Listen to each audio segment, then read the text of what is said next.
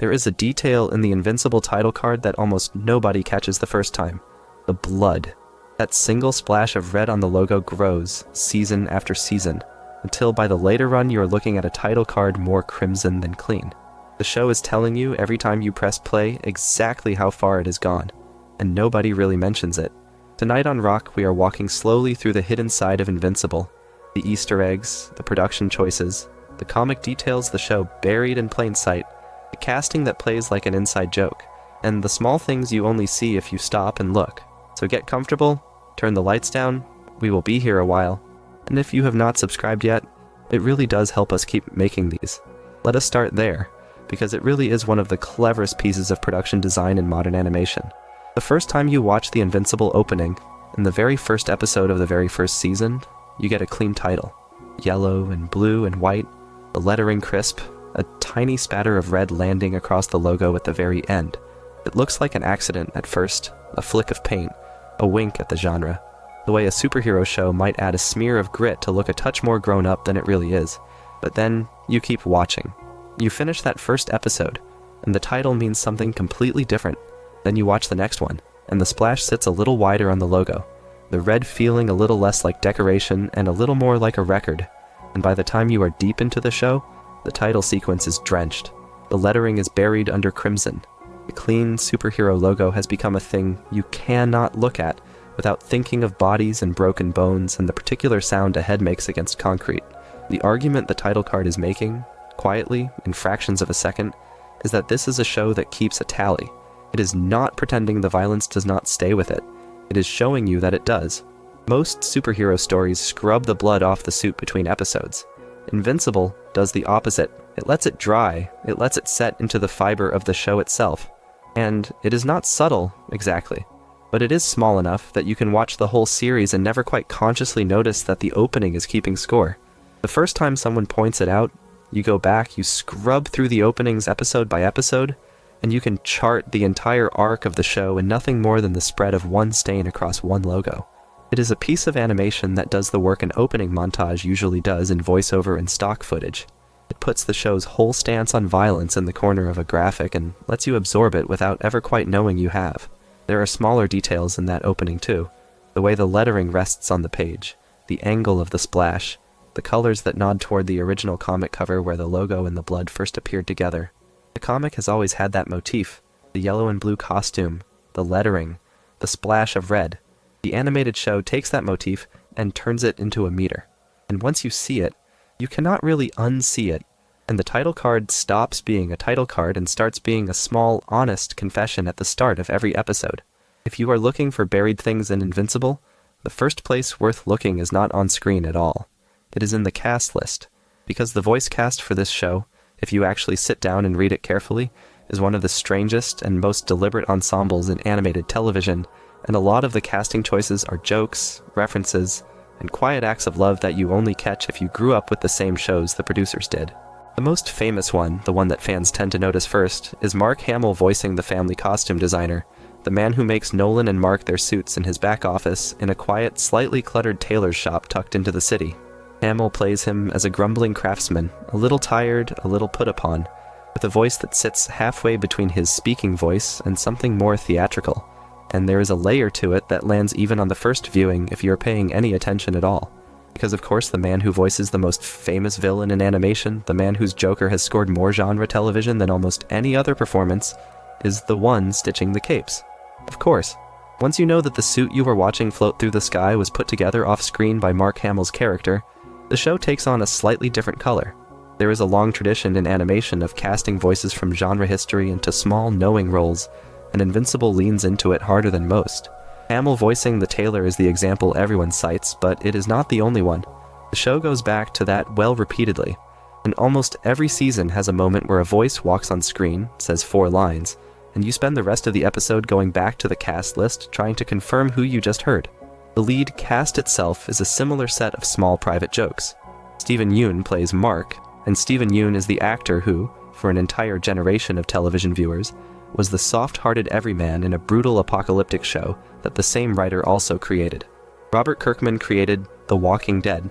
Steven Yeun played Glenn for years and years on The Walking Dead, And when Kirkman set out to make an animated adaptation of his other long-running comic, the boy at the center of it, the one who's going to be put through unimaginable physical and emotional damage, sounds like the actor who already went through years of that kind of damage in another Kirkman story.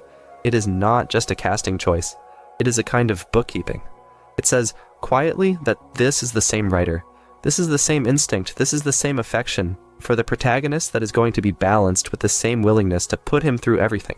The first time you hear Steven Yeun's voice come out of an animated teenager in a yellow and blue suit, the comparison is automatic, and you have not even reached the violence yet. By the time the show gets to its most famous moments of damage, the casting feels less like a choice and more like a confession. K Simmons as Nolan is the other half of that decision, and it is just as carefully considered. Simmons has spent decades playing authority figures who turn out to be more complicated than they look, men whose volume hides a kind of fragility, men whose tenderness is real but rarely well aimed. He was the journalism boss in Spider-Man, he was the patriarch in countless film and television roles, and he had spent years before this voicing authoritative figures in animation, the kind of presence whose voice you trust before you should. Casting him as Nolan is a piece of acoustic shorthand. The moment you hear his voice come out of the man in the white and red suit with the mustache, you know what kind of father you are about to spend the show with. You know there is going to be warmth in the voice and weight in the silence, and you know that when the volume comes, it is going to feel like a verdict. The show could have cast a younger actor, a softer voice, someone who sounded more obviously fatherly, and the entire emotional architecture would have collapsed. Simmons gives Nolan a kind of gravity that makes the worst things he eventually does land as betrayals rather than reveals. Sandra Oh as Debbie is the third leg of that triangle, and it is the most overlooked piece of the casting. Sandra Oh is one of the most decorated dramatic actors of her generation, an actor whose entire instrument is built around playing women who hold professional composure while emotional structures collapse underneath them. She had spent years on a hospital drama where her character was constantly the smartest person in any room while being routinely failed by the people who loved her. She moved into a spy show where she played a woman whose obsession with another woman was both her job and the worst thing that ever happened to her. And then she walks into Invincible to play a woman who is, in a very literal sense, married to a god, raising the god's son, and slowly working out that the structure of her life is a lie she was given. The show could have hired anyone to read Debbie's lines. By hiring Sandra Oh, the producers made it impossible for the audience to ever treat Debbie as the quiet sidekick that an animated superhero show usually puts in that role. Every silence she gives, every long-held breath, every choice not to react, is the work of one of the best dramatic actors alive. The quiet truth about the lead cast of Invincible is that they did not assemble a voice cast. They assembled a prestige drama and asked it to record into microphones. The supporting cast goes deeper into that same idea, and it is one of the easiest things to miss when you watch the show, because animation, by its nature, hides faces. You are listening to people, not watching them, and unless you stop to read the credits, you can go entire seasons without realizing who is talking. Walton Goggins plays the head of the agency that monitors superhuman activity. Goggins is an actor who has built a career out of playing men whose smiles never quite reach the eyes, men in suits whose authority is functional but never reassuring, men who you sense are working an angle you do not yet understand. Casting him as Cecil is exactly that idea, run out at scale. Cecil is, on paper, the ally. He is the man who gives Mark his missions, who runs the agency, who tries to manage the most dangerous beings on the planet. But the moment you hear Goggins' voice, you understand that this is not a man you can trust simply, even if you can trust him at all. The voice does the work that the script does not have to do. By the time the show is willing to show you in plain narrative terms the morally compromised choices Cecil makes, you have been hearing them in his vocal performance for entire seasons. The casting is the foreshadowing. Zazie Beetz plays Amber, and Andrew Rannells plays William, and these are not voice acting hires. These are actors with active dramatic and theatrical careers who chose to step into an animated show because the script earned them. Beetz is best known for film work where her characters are constantly being underestimated by everyone around them, often catastrophically. Rannells is a Broadway musical performer of real stature, an actor whose voice work is built around precise rhythm and emotional clarity. Putting Rannells into the role of William, Mark's best friend, and the person who knows him before the suit, gives the friendship a kind of texture that almost no animated show bothers with. William's voice on the show is warm in a particular way, fast and full of overlap, with the speed of someone who is comfortable enough with himself to talk over his own thoughts. That is the actor, not the writing. It is the kind of performance that comes from someone who has spent years on stage learning how to land a line without the camera doing the work for them. Gillian Jacobs plays Adam Eve, and Jacobs is the actor who, for a generation that came of age in the late 2000s and early 2010s, defined a very particular kind of awkward, intelligent, slightly anxious young woman in a sitcom about a community college. She plays Eve with a real fragility under the strength, and that combination, the calm voice of someone who knows she is one of the strongest beings in any room, while also being almost paralyzed with anxiety about her place in the world, is exactly the contradiction Eve is supposed to be carrying. Casting Jacobs lets the show hold both things at once. Hear her in a fight scene and she sounds briefly like she is about to apologize to whoever she is fighting. That is not an accident. That is a casting choice that paid for itself within the first season. Seth Rogen as Alan the Alien is the casting decision that hides in plain sight, and it is the one the show keeps stretching in interesting directions. Alan is, on the page, a kind of cosmic comic relief, a friendly alien who shows up to deliver exposition about the wider galaxy and crash into things with a smile on his face. Casting Seth Rogen, whose voice you have heard in countless animated comedies and countless live-action roles, signals to the audience that Alan is supposed to be lovable. But it is also significant that Rogen is one of the producers attached to the show. He helped bring it to Amazon alongside his longtime creative partner. So when his voice enters a scene, you are not just hearing an actor, you are hearing one of the people who built the show. There is a quiet kind of authorship in that. Every time Alan appears, the producer is, on some level, doing a tiny on-screen guest spot in his own production. It is the kind of thing that happens often in animation, and it almost always has more meaning than the obvious read. Rogen is not just playing Alan because the audience finds his voice comforting. He is playing Alan because the show belongs to him, in part, and Alan is the character who gets to walk into the room and tell the audience what kind of show this actually is. Once you go further down the cast list, the references really do pile up. Jason Mantzoukas plays Rex Splode, and Mantzoukas spent years on a podcast and on television, playing a particular brand of charismatic, destructive man whose mouth runs ahead of his sense of consequence. That is exactly Rex. Mae Whitman plays Dupli-Kate, and Whitman is the actor who, in a previous animated role, became one of the central voices of a long-running animated franchise about benders and balance, a role that defined how a generation of fans heard a certain kind of capable, grounded young woman in a cartoon. She has the elasticity in her voice work to make the duplication gimmick feel like multiple slightly different versions of one person, rather than the same line read into a stack. Payton plays Black Samson, and Payton is the actor who voiced one of the most beloved teenage superheroes in animation history, a teen titan whose name has become shorthand for a certain kind of warmth and presence in the genre. Putting Payton into the role of the older, sidelined member of the Guardians of the Globe is its own little nod. Clancy Brown turns up as Damien Darkblood, the demon detective with the trench coat and the impossible voice. Brown has been the gravelly-voiced villain in animation since before half of the actors on this cast were born. By most accounts, he is the voice an entire generation associates with sponges and pineapples, the steady, bellowing presence behind one of the longest-running cartoons on television, and he has played a long line of animated and live-action villains whose voice work has aged into a kind of touchstone. Putting Brown into the role of an interdimensional detective who speaks in a low growl is a kind of greatest hits move, and it works precisely because of how much vocal weight he brings to it.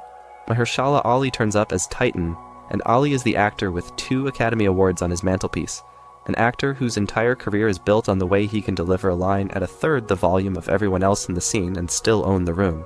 Putting him into the role of Titan, a character whose entire arc is about a man trying to extract himself from a criminal life under a boss who will not let him go, gives the role a kind of moral weight that the writing alone could not have manufactured.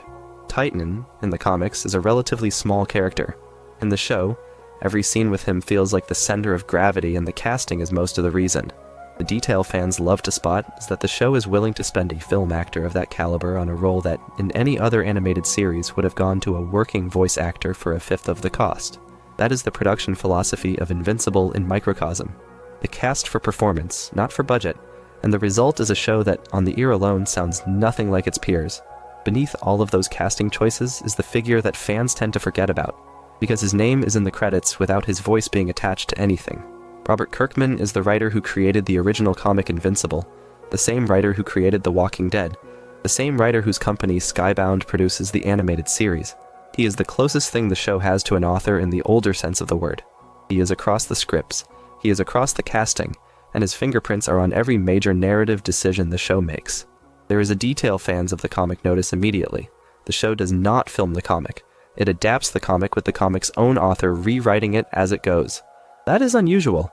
Most comic-to-screen adaptations are made under writers who came to the material after the fact and are trying to reverse engineer the choices the original author made. Kirkman has the advantage that he is the original author and the showrunner is sitting next to him, and the result is a show that is willing to depart from the comic when the comic was not as strong as it could have been, and willing to hold to the comic in places where the comic told the truth. The comic was published over a long stretch of time, from the very early 2000s until the late 2010s, and in those years, Kirkman's instincts about pace and character changed substantially. The show is, in many ways, the comic rewritten by an older and wiser version of the same writer, with the same affection and the same willingness to brutalize the same characters. The buried fact is not that the comic and the show are different. The buried fact is that the differences are not corrections, they are revisions.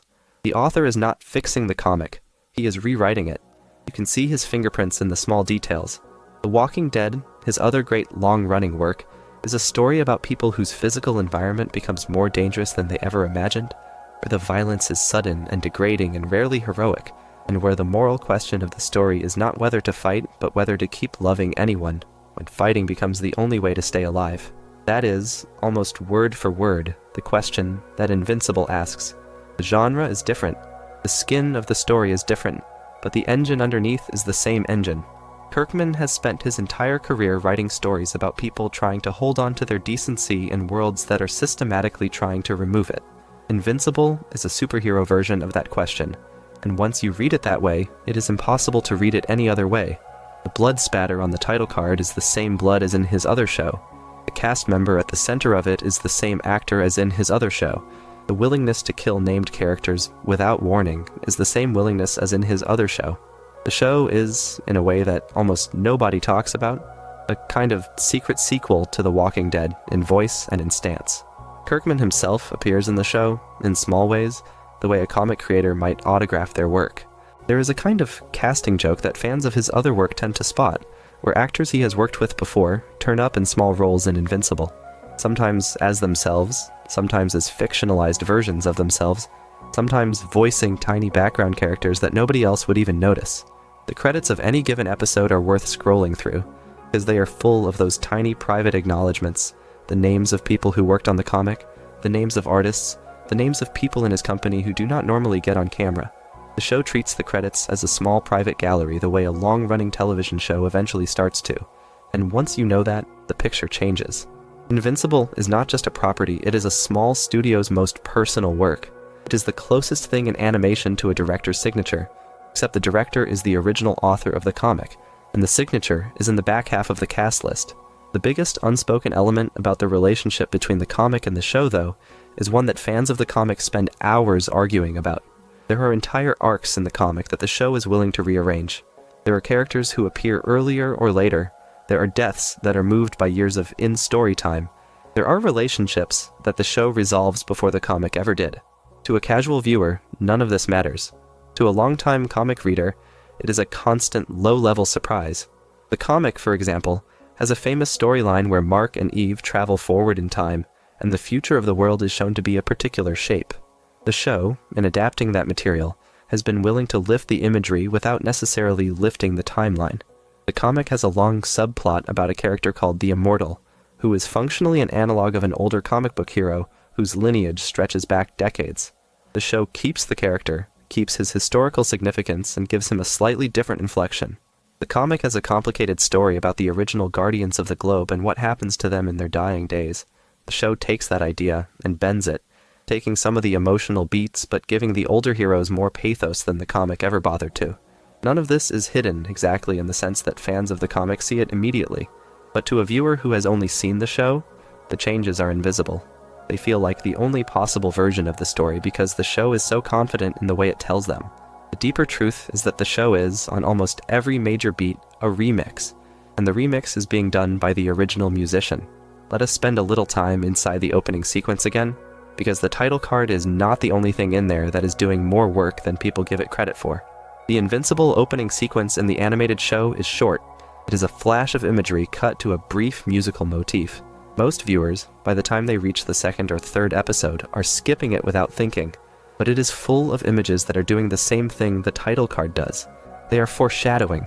They are showing you in fractions of a second the entire arc of the show. The strange truth about the Invincible opening is that it is structurally a spoiler. The images you see in the opening of the very first episode include shots that will not pay off until much later in the show, sometimes seasons later. There are silhouettes that, if you go back and pause, are clearly characters whose introductions are still episodes away. There are colors and compositions that, if you watch them again after finishing a season, suddenly have a name and a face attached to them. The opening is doing the work that comic book covers used to do, where the cover of the first issue of a long-running run was always a kind of tarot card, a hint of what was coming, a promise the reader could only really cash later. The show takes that idea and animates it. The first time you see the opening, it looks like a generic montage of superhero imagery. The fifth time you see it, after you have seen what the show is willing to do to its own characters, the imagery resolves into specific people, specific moments, specific kinds of damage. It is also worth pointing out that the opening sequence is very obviously made by people who love the work of an older animated tradition. There is a kind of comic book panel logic to the cuts. There is a deliberate use of static images that hold for a beat longer than a Western television opening usually allows them to. There is an emphasis on poses, the way classic comic art relies on a single pose to communicate an entire character. The animation team, in the opening, is essentially showing you a moving comic book cover sequence, and, in doing so, they are paying tribute to the original artists who drew the comic. The names of those artists appear in the credits, and the opening, in its visual language, is a kind of silent thank you. It is one of the few animated openings on contemporary television that genuinely understands what a comic page can do that a film cannot. The pose, the color, the framing, the silence around an image. The opening leans into all of that, and once you understand the opening that way, you understand why the show as a whole feels different from its peers. The whole production is being made by people who came from comics, and who are not in any hurry to disguise that fact. That tradition shows up in the way the show frames its biggest moments, too. There is a way that comic books pace violence, where the action is broken across panels and the reader is given a kind of stillness inside the brutality, because the page itself does not move and you have to choose to turn it. Invincible understands that pacing better than almost any other animated show currently on the air. When something terrible is about to happen, the show will often slow down to a kind of held breath. The animation will pull back. The color palette will simplify. There will be a long beat of stillness, sometimes underscored by silence, sometimes by a low piece of music before the panel turns and the violence lands. That is the comic book reading experience translated into animation. It is also, hidden in plain sight, why the violence in Invincible lands so much harder than the violence in other superhero shows. The show is not running at you. It is asking you to choose, in real time, to keep watching, the same way a comic book asks you to choose to turn the page. The first episode of Invincible is itself one of the great hidden fact episodes in modern television, and it is worth pausing on for a minute because so much of the show's reputation rests on its final scene and on the way that final scene retroactively rewrites the episode that came before it. If you watch the first episode without knowing what is coming, you watch what looks like an extremely well-animated origin story for a teenage superhero. There is a young man, there is his father, there is his mother, there is his best friend, there is the girl across the hall, and there are some superhero set pieces that move quickly enough that you do not necessarily notice that the show is setting up something else. By the end of the first episode, when the older generation of superheroes is gathered together in a room, and the violence arrives, the entire emotional center of the episode tilts. The buried truth about that scene is that it has been telegraphed from the first frame of the episode, but the telegraph is in details so small that most viewers do not see them until a second watch. There are lines of dialogue earlier in the episode that, in retrospect, are confessions. There are framing choices that linger on the wrong character in a group shot, until the second watch reveals that the framing was telling you where to look. There are line readings, particularly from K Simmons, that are doing work that you only hear once you know the ending. The first episode is, structurally, a magic trick. The reveal is hidden in the setup, but the setup is so well constructed that you do not see it the first time. And once you do see it, you understand that the show was never planning to be the show you thought it was. It was always the other show. It was just waiting for the right moment to tell you. The massacre of the Guardians of the Globe at the end of the first episode is the single scene that the show is best known for. And even within that scene, there are layers of hidden craft that are easy to miss because the violence itself is so loud that everything else has to fight to be heard. The first thing that hides in plain sight is the music. The score under that fight is doing something unusual for an animated superhero show. It is restrained. It is not a soaring orchestral piece. It is not a triumphant brass arrangement. It is a low, rolling underscore that almost behaves like ambient noise. The composer is making a choice. He is refusing to score the violence as heroic. He is leaving room for the sound design, the impacts, the breath, the silence between the moments. By scoring it that way, he is forcing the viewer to feel the violence as violence, not a spectacle. Most superhero fights are scored to feel like a win for someone. This one is scored to feel like a loss for everyone in the room. That is a craft decision easy to miss, and it is one of the reasons the scene works as well as it does. The second buried detail is the choreography of who dies in what order, and the way the camera lingers on each death. The Guardians are not killed all at once. They are killed in a sequence that is almost a kind of test. The faster characters go first, the strongest characters last. The character whose death is the most physically slow is given the most camera time, and the character whose death is the most morally significant is given the least, because the show understands that a long, lingering shot of certain deaths would tip the scene over into exploitation. The choices about where to cut, where to hold, and where to look away are the choices that separate this scene from any number of other animated violence scenes that have come before it.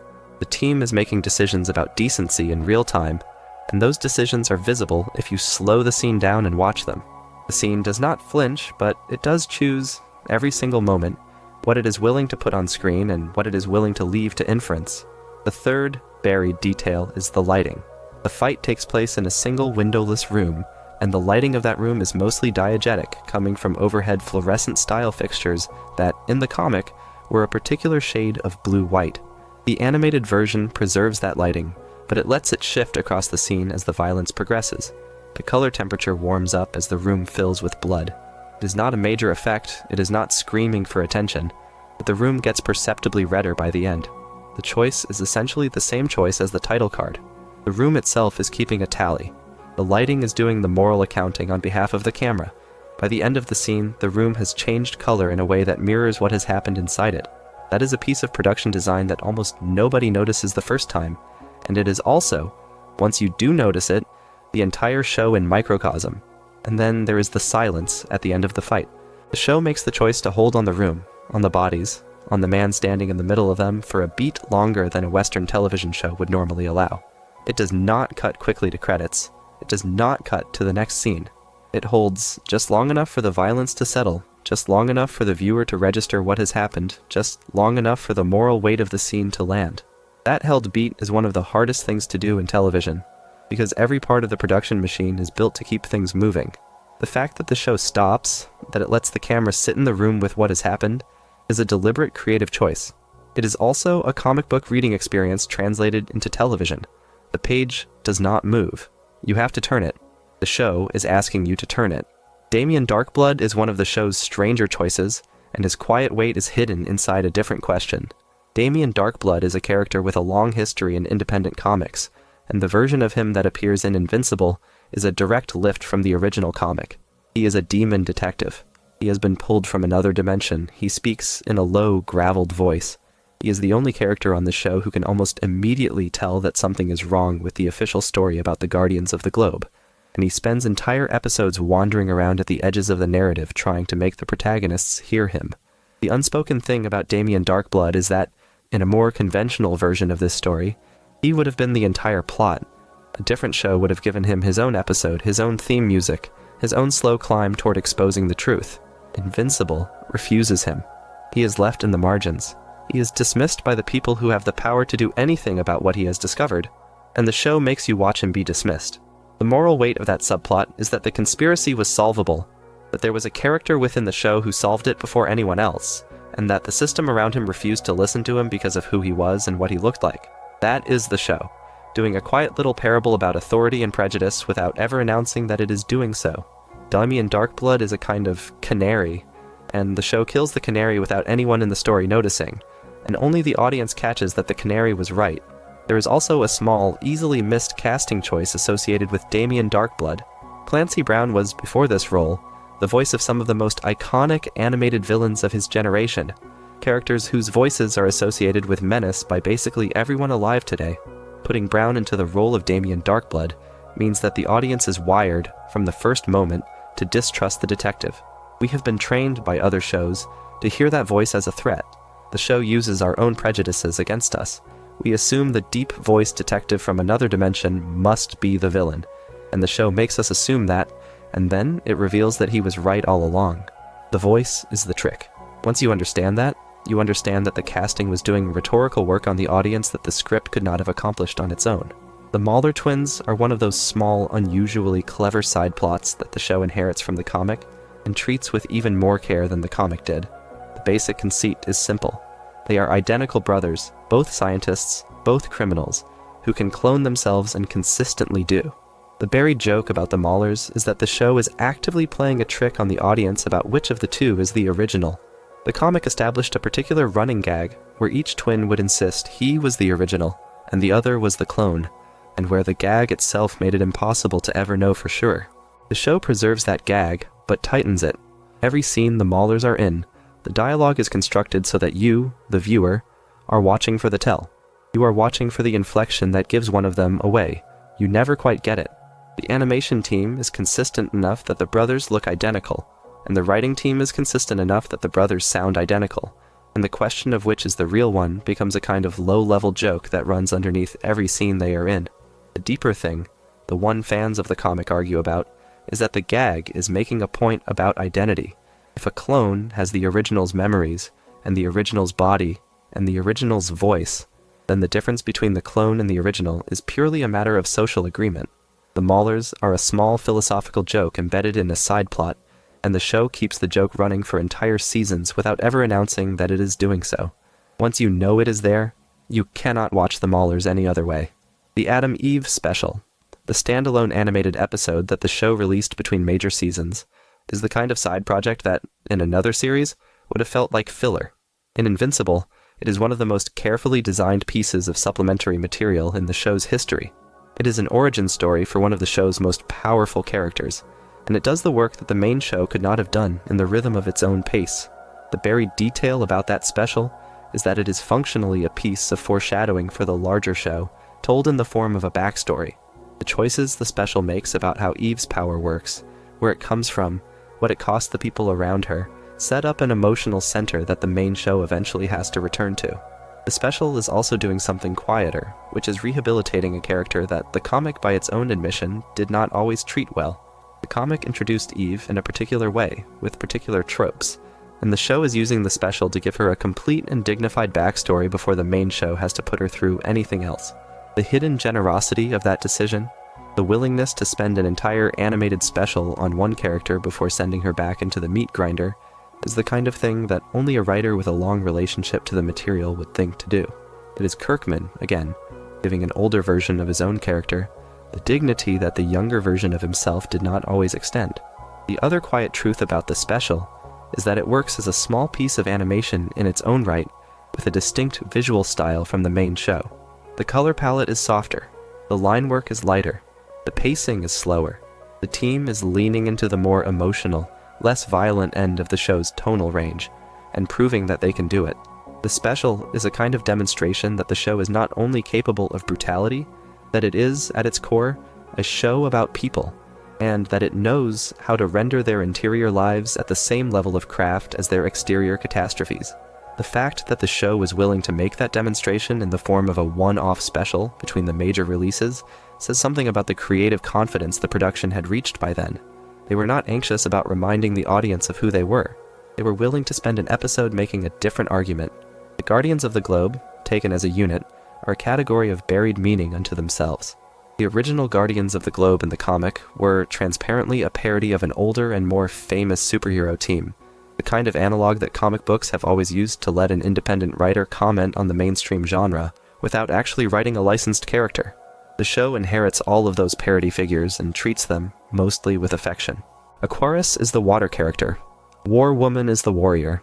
The Immortal is the older, longer-lived figure. Darkwing is the urban detective. Green Ghost has the energy projection. Red Rush is the speedster. Martian Man is the alien.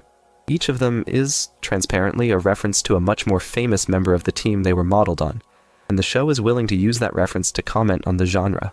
The argument the show is making, by giving these analog characters the same care it gives its original characters, is that the famous versions of these characters, the ones the analogs are pointing at, are characters that have not been given the same care in a long time. The reference is also a kind of corrective.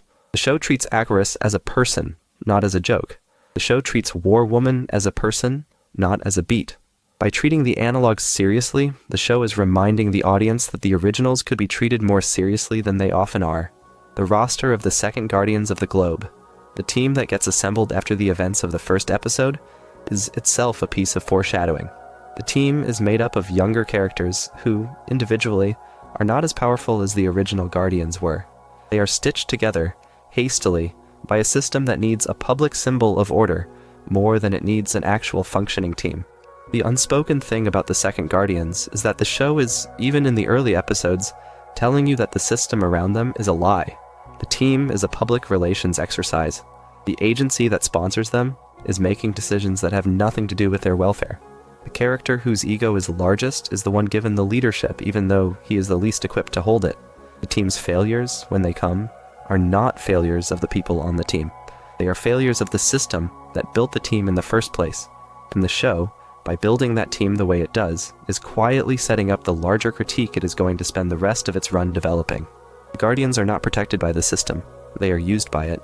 Cecil Stedman is the character the show invites you to misread, and the quiet truth about him is that the show has been telling you exactly who he is from the very first time he appears on screen. Cecil runs the agency that monitors superhuman activity. He is the one who recruits Mark, who briefs him on missions, who pays for the cleanup when fights end. On the first watch, he reads as a kind of avuncular handler, slightly tired bureaucrat who is doing the best he can within an impossible system. The voice is warm, the smile is real. The advice he gives the boy is, on the surface, good advice, but the show is hiding a different Cecil underneath the friendly one, and it leaves the clues in places the first-time viewer almost never picks them up. The most important one is the way Cecil's authority operates. He never asks, he briefs. He never debates, he instructs. He never negotiates the terms of a relationship. He simply assumes the relationship is already settled.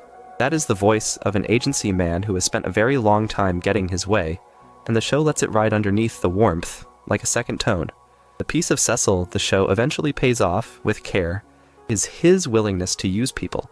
Cecil's agency, as the show develops it, has been making moral compromises for a very long time. He has been keeping criminals on as assets, allowing certain crimes to continue in exchange for cooperation, running programs that the public would never sanction if they knew. The show does not invent these things in the middle of a season. It plants them very early in lines that sound like throwaway exposition. The first time Cecil makes a passing reference to a prison facility that contains a particular kind of detainee, the line is buried so deeply in the rhythm of the scene that most viewers do not register it. The second time he makes a reference to a program that involves bringing back enemies for further use, the line is again buried. By the time the show pays off those references with the actual programs themselves, the viewer is supposed to feel a kind of recognition, the sense that they have heard about this before, that they let the references slide because Cecil is the friendly one. The show has been training you to trust him, and then it is asking you to notice that the trust was given on terms that he never made fully visible. The harder truth about Cecil is not that he is a villain. It is that the show very carefully refuses to call him one. It lets him be exactly what he is, which is a man making impossible decisions inside a system that he himself helped build, and the cost of those decisions falls on people who never agreed to be part of the system in the first place.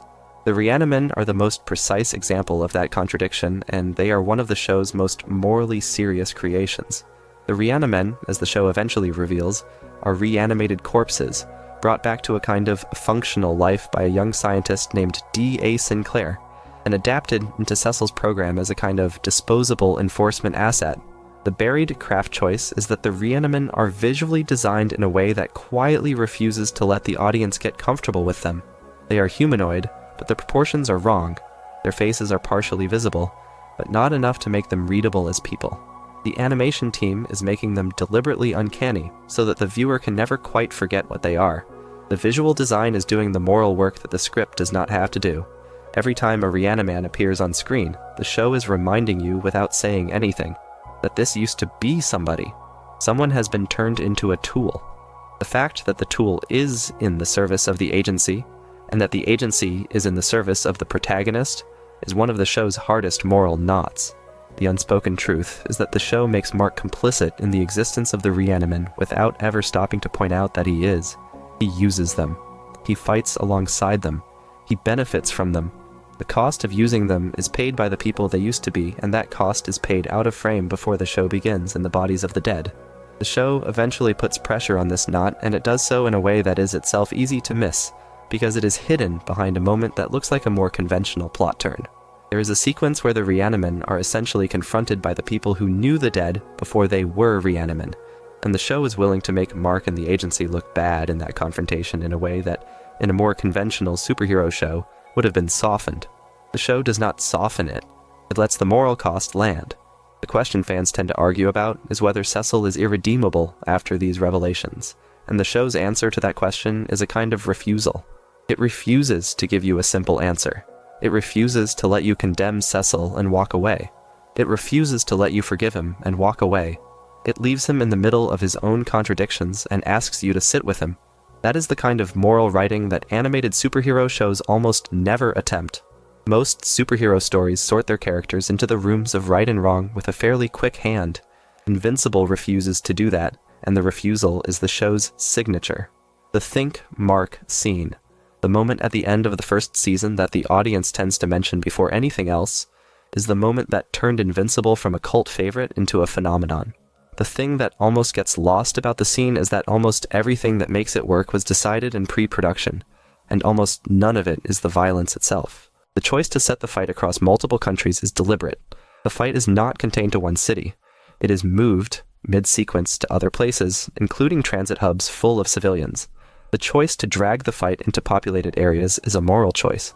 The show is refusing to give the violence anywhere clean to land. Every blow is being landed on somebody who is not part of the fight. The visual design of those scenes, the way the bodies appear in the wreckage, the way the camera lingers on a single person caught between the combatants, is all there to push the violence past the boundaries of a normal superhero fight. The show is making you feel the difference between a fight between gods and a fight in a world full of people. The line itself, the one the audience repeats, is a piece of writing that the show treats with great care. It is delivered, in the moment, by a father to a son, in the middle of an act of violence. What people sometimes miss about the line is that it is, structurally, the same kind of line that a real abusive parent might say to a child in a real moment of damage. It frames the violence as the child's fault. It tells the child that the violence is happening because the child is failing to think. It moves the responsibility for the situation from the parent to the child. The show is, at the very peak of its first season, putting the audience inside the rhetoric of abuse. The fact that it does so in the form of a superhero fight, with cosmic stakes and cinematic spectacle, is the show's clever way of getting the audience to feel something they would normally resist if it were presented to them in a more conventional dramatic mode. The thing the show never says out loud is that the line is not a superhero line. It is a domestic line, written for a domestic situation, and dressed up in superhero clothing, because that is the form the show is using to talk about what it actually wants to talk about. Once you know that, the line becomes harder to hear, not easier. The sound design of the Think Mark scene is also doing work that almost nobody talks about. The fight is loud, but it is not consistently loud. There are stretches of the scene where the audio drops out almost entirely, where the impact noises are pulled down in the mix and the only thing left is a kind of high-pitched ringing, the sound of a head that has just been hit one too many times. The show is putting the audience inside Mark's head, sonically, without ever saying that it is.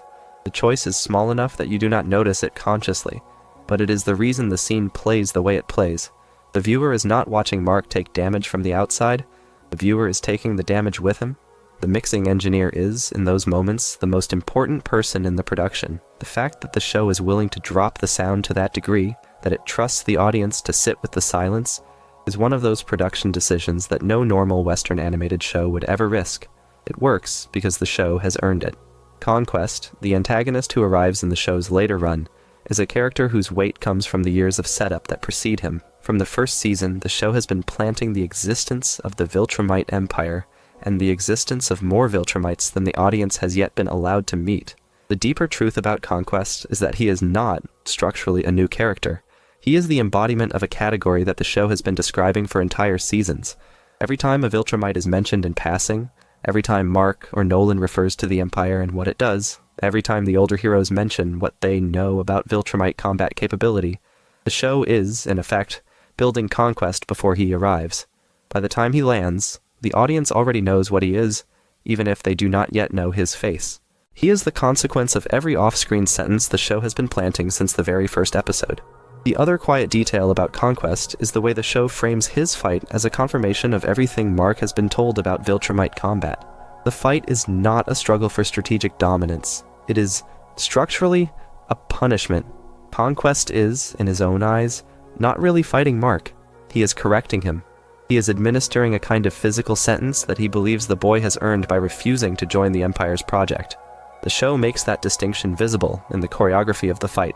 Conquest is not trying to win the fight quickly. He is trying to make the fight take a particular shape. He is interested in inflicting a specific quality of damage. The show is, in the figure of Conquest, externalizing the entire Viltrumite worldview into one body, and asking Mark to fight a fight that is not really about the city around him or the people he is trying to protect. It is about whether he is willing to refuse what the Empire wants from him, at the cost of everything else.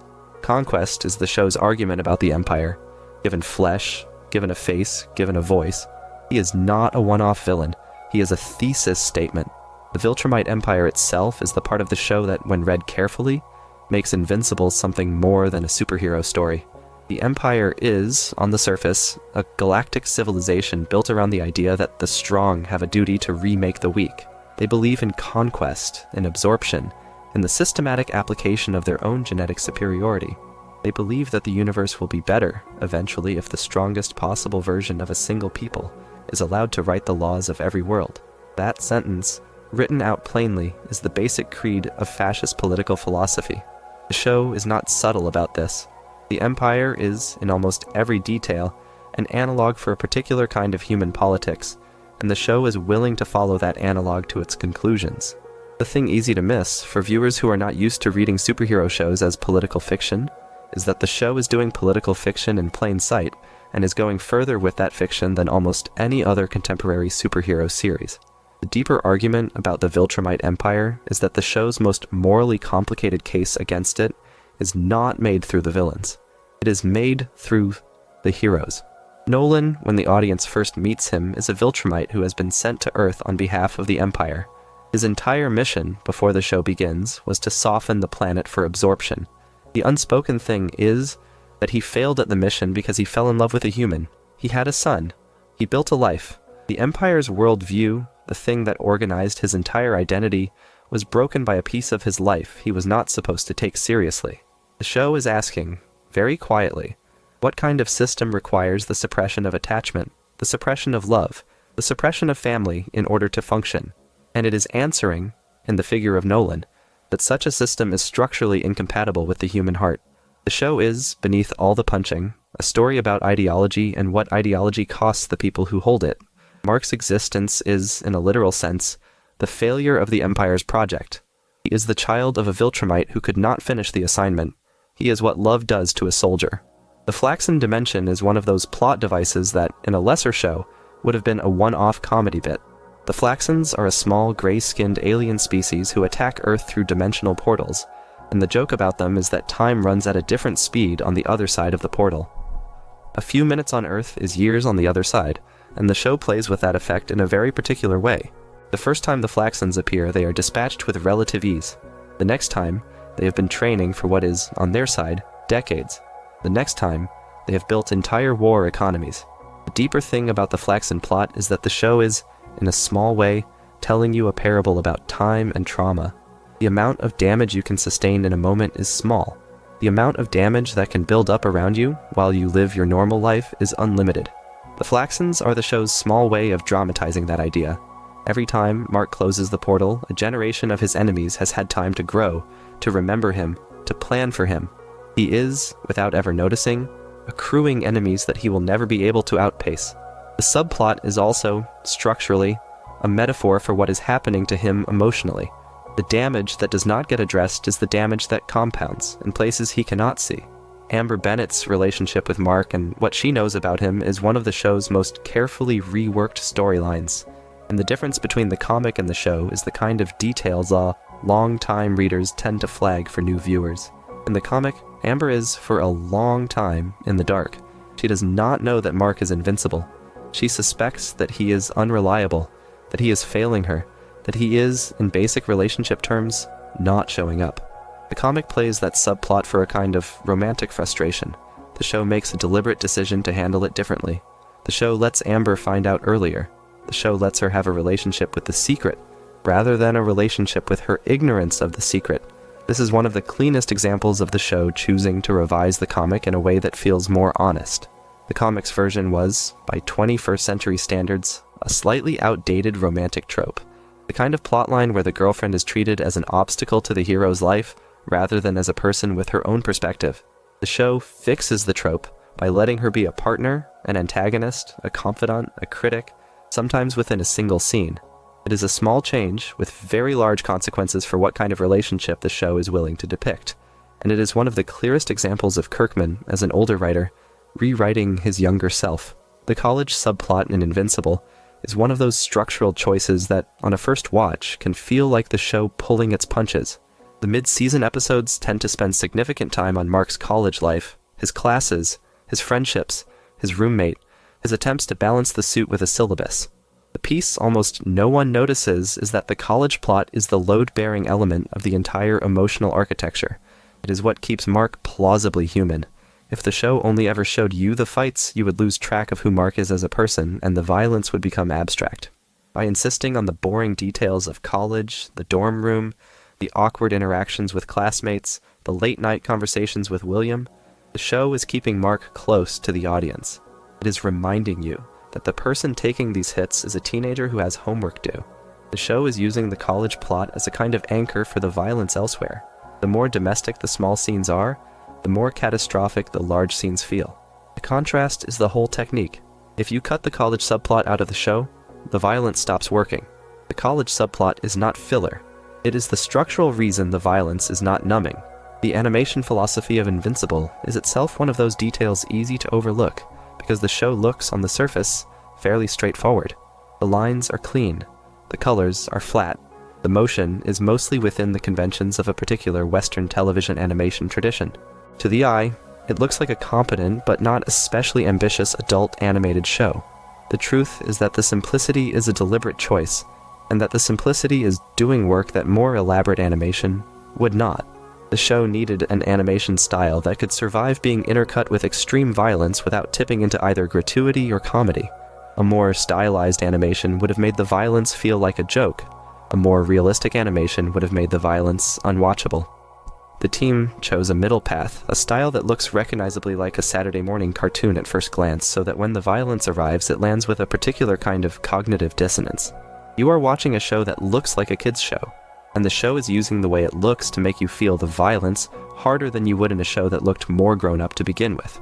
That is a very deliberate piece of artistic strategy, and it is the source of the show's distinctive impact. Within that strategy, the team is making smaller choices about line weight, about color temperature, about the way faces are drawn, that are doing additional work. Mark, when he's not in the suit, is drawn slightly softer than he is when the suit is on. The line work in his face is a touch less defined. The eyes are a little larger. He looks, in the small scenes, like a teenager. In the suit, the line work is harder. The proportions tighten. He looks like a soldier. The transition is subtle enough that you do not consciously register it, but the team is essentially drawing two slightly different Marks, and using the difference to mark which version of him is on screen at any given moment. The show is doing character animation work that almost no other contemporary animated show is bothering with, and it is doing it quietly enough that the viewer absorbs the difference without noticing it. The music in Invincible is another piece of the craft worth slowing down on, because the show's music does not behave the way superhero music traditionally behaves. There is no heroic theme that the viewer can hum after the episode is over. There is no orchestral motif that arrives every time the protagonist takes flight. The score is built around mood and texture with a kind of restraint that, on a first watch, can feel almost absent. The absence is the point. The show refuses to score Mark's heroism as triumphant because the show itself does not believe that heroism is straightforward. The music withholds the cue that would tell you to feel a particular thing, and in withholding it, the music asks you to decide for yourself what you're feeling. The show occasionally uses popular needle drops, songs from the radio era, songs from a particular kind of soft rock tradition, and the choice of those songs is often working against the imagery on screen. A gentle song will play under a scene of significant damage. A wistful song will play under a moment of triumph. The score is, in those moments, doing a kind of moral counterpoint. The music is asking you to feel something other than what the imagery is asking you to feel, and the gap between those two feelings is where the show's argument lives. That is a very advanced piece of audio storytelling, and it is the source of a great deal of the show's emotional power. The choice to lean on needle drops the way the show does, however, also has a practical dimension. Licensing music is expensive. The fact that the show is willing to spend the budget on real songs, recognizable to a contemporary audience, is itself a statement about how the show wants to be received. The producers are willing to pay for the cultural weight that comes with using a real song instead of a sound-alike.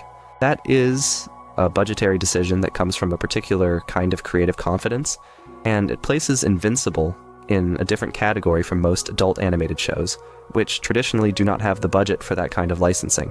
The show is being treated, by the streaming service that produces it, with the budgetary respect normally reserved for live-action prestige drama. That respect shows up in the music, it shows up in the casting, it shows up in the animation. It is one of the quiet truths about the production itself. There is a kind of comic book panel that the show is willing to reproduce on screen, almost frame for frame from the original comic. Longtime readers can sometimes catch these moments by feel, the way a particular composition in a scene will suddenly resolve into a panel they remember from a specific issue of the comic. In those moments, the show is paying explicit tribute to the original art. It is reproducing the work of the comic's artists, not just the words of the comic's writer. The composition, the framing, the color, the negative space, the way characters stand in relation to one another, are all being recreated as a kind of homage. Almost no animated adaptation does this. Most adaptations rewrite the source material into a different visual language, because animation pacing and comic pacing are not the same. Invincible insists on the connection. It refuses to let the original art be forgotten. It carries the comic's visual vocabulary into the show in moments that look, when you pause them, like animated versions of specific panels. That is a hidden act of love by the production team toward the original creators, and it is the kind of thing that only happens when the original creators are still in the room when the show is being made. The characters that the show has chosen not to use, or has chosen to delay using, are themselves part of the lore worth touching on, and they tend to be the part fans of the comic argue about most. The comic has an enormous cast, accumulated over years and years of serialization, and the show has, in the time it has been on the air, only adapted a portion of that cast. There are characters in the comic who, by this point in the comic's arc, would already be central. There are characters in the comic who, by this point, have died, who in the show are still alive. There are characters in the comic who have entire subplots, whom the show has either not introduced or introduced in such a brief manner that the audience has not yet been told who they are. The show is rewriting the cast on the fly, and the choices it is making are driven by the show's own sense of pace, not by the comics. The comic was published for nearly 2 decades. The show, even at its longest projected run, will be done in a fraction of that time. The cast has to be compressed. Some characters will get bigger roles than they had in the comic. Some will get smaller. Some will get folded into other characters. Some will be moved across entire arcs to land in different places. The fans who have read the comic spend hours trying to guess which characters will be cut and which will be elevated. And the show, so far, has answered those questions in ways that consistently surprise them. The show is, even now, in the middle of its own version of the story. It is not the comic. It is the comic plus the older author's judgment about what the comic could have been. The Immortal is the kind of character whose deeper layer only becomes visible once you have watched the show for long enough to recognize what he is. He is, on the page, the oldest superhero in the show's world. He has been alive for a very long time. He has fought in historical conflicts that the show is willing to reference, if not always to dramatize. The show is using him as a kind of living memorial for the genre's older generations. He is the analog for an older comic book hero who, in another universe, would be the patriarchal figure of the entire superhero tradition. The show treats him with the affection a writer brings to an older relative. He is allowed to be foolish in ways the younger characters are not. He is allowed to be tired in ways the younger characters cannot afford to be. He carries his immortality the way a man carries a long marriage, with patience, with resignation, with occasional flashes of the joy he used to feel. The show is, through the immortal, talking about what it costs to be a hero across long time. The other heroes get to be heroes for an episode. The immortal has been a hero for 1,000 episodes worth of life. The exhaustion in the way he is animated, the slight slowness in his line readings, the way the body language sits a moment behind the dialogue, is the show telling you what eternity does to a person. The character is a kind of warning. He is what Mark might become, if he is lucky, and what Mark might become, if he is not. Robot is one of the show's most carefully constructed reveals, and the thing the show is doing with him is not really a twist, it is a confession. Robot, when the show first introduces him, appears to be exactly what the name suggests, a man inside a mechanical suit who fights alongside the new Guardians. The eventual payoff is that there is no man inside the suit. The man controlling the suit is operating it remotely from a deeply hidden body, a body that is not really able to live in the world the way other people do. The deeper layer underneath that is that the show is using Robot to talk about the experience of living inside a body that does not work the way the world expects bodies to work. The character is one of the show's most quietly humane creations because the show refuses to treat his condition as a punchline. It refuses to treat his choices, including the ones that the audience comes to find disturbing, as monstrous in their origin. It allows the character to be a person with a history, a person whose decisions, however questionable, come from a real wound. Robot is the show's clearest example of a character whose villainy, when it arrives, is fully comprehensible. You do not have to forgive him, but you cannot pretend he is unintelligible. The relationship that Robot has with Monster Girl, the young woman whose curse condition is to age in reverse every time she transforms, is one of the show's most morally textured subplots, and it is a subplot that almost no other animated show would have the patience for. Monster Girl is a child in the body of a woman, or a woman in the body of a child, depending on which moment you are catching her in, and the show is willing to treat that condition with the seriousness it deserves. By depicting her relationship with Robot honestly, the show is creating one of the most difficult ethical situations the genre has ever attempted, and it is doing so without offering easy answers. The age of consent question is in the room. The question of what counts as a body is in the room. The question of what a soul is, and whether it ages the same way a body does, is in the room. The show puts all of these questions on the table and then refuses to answer them. It asks you to sit with them. It asks you to feel what the characters feel, including their confusion and their fear and their genuine affection, and to decide for yourself what any of it means. This is one of the most adult subplots on contemporary animated television, and most viewers do not realize how unusual it is, because the show treats it with the seriousness that makes it look obvious in hindsight. Battle Beast is the kind of character whose buried weight is almost the opposite of Robot's. Battle Beast is, on the page, a violent alien warrior whose entire purpose in life is to find an opponent strong enough to kill him. He is a kind of cosmic samurai with a particular relationship to death and to honor, and the show introduces him in a way that makes him seem, at first, like a one-off antagonist for one of Mark's early adventures.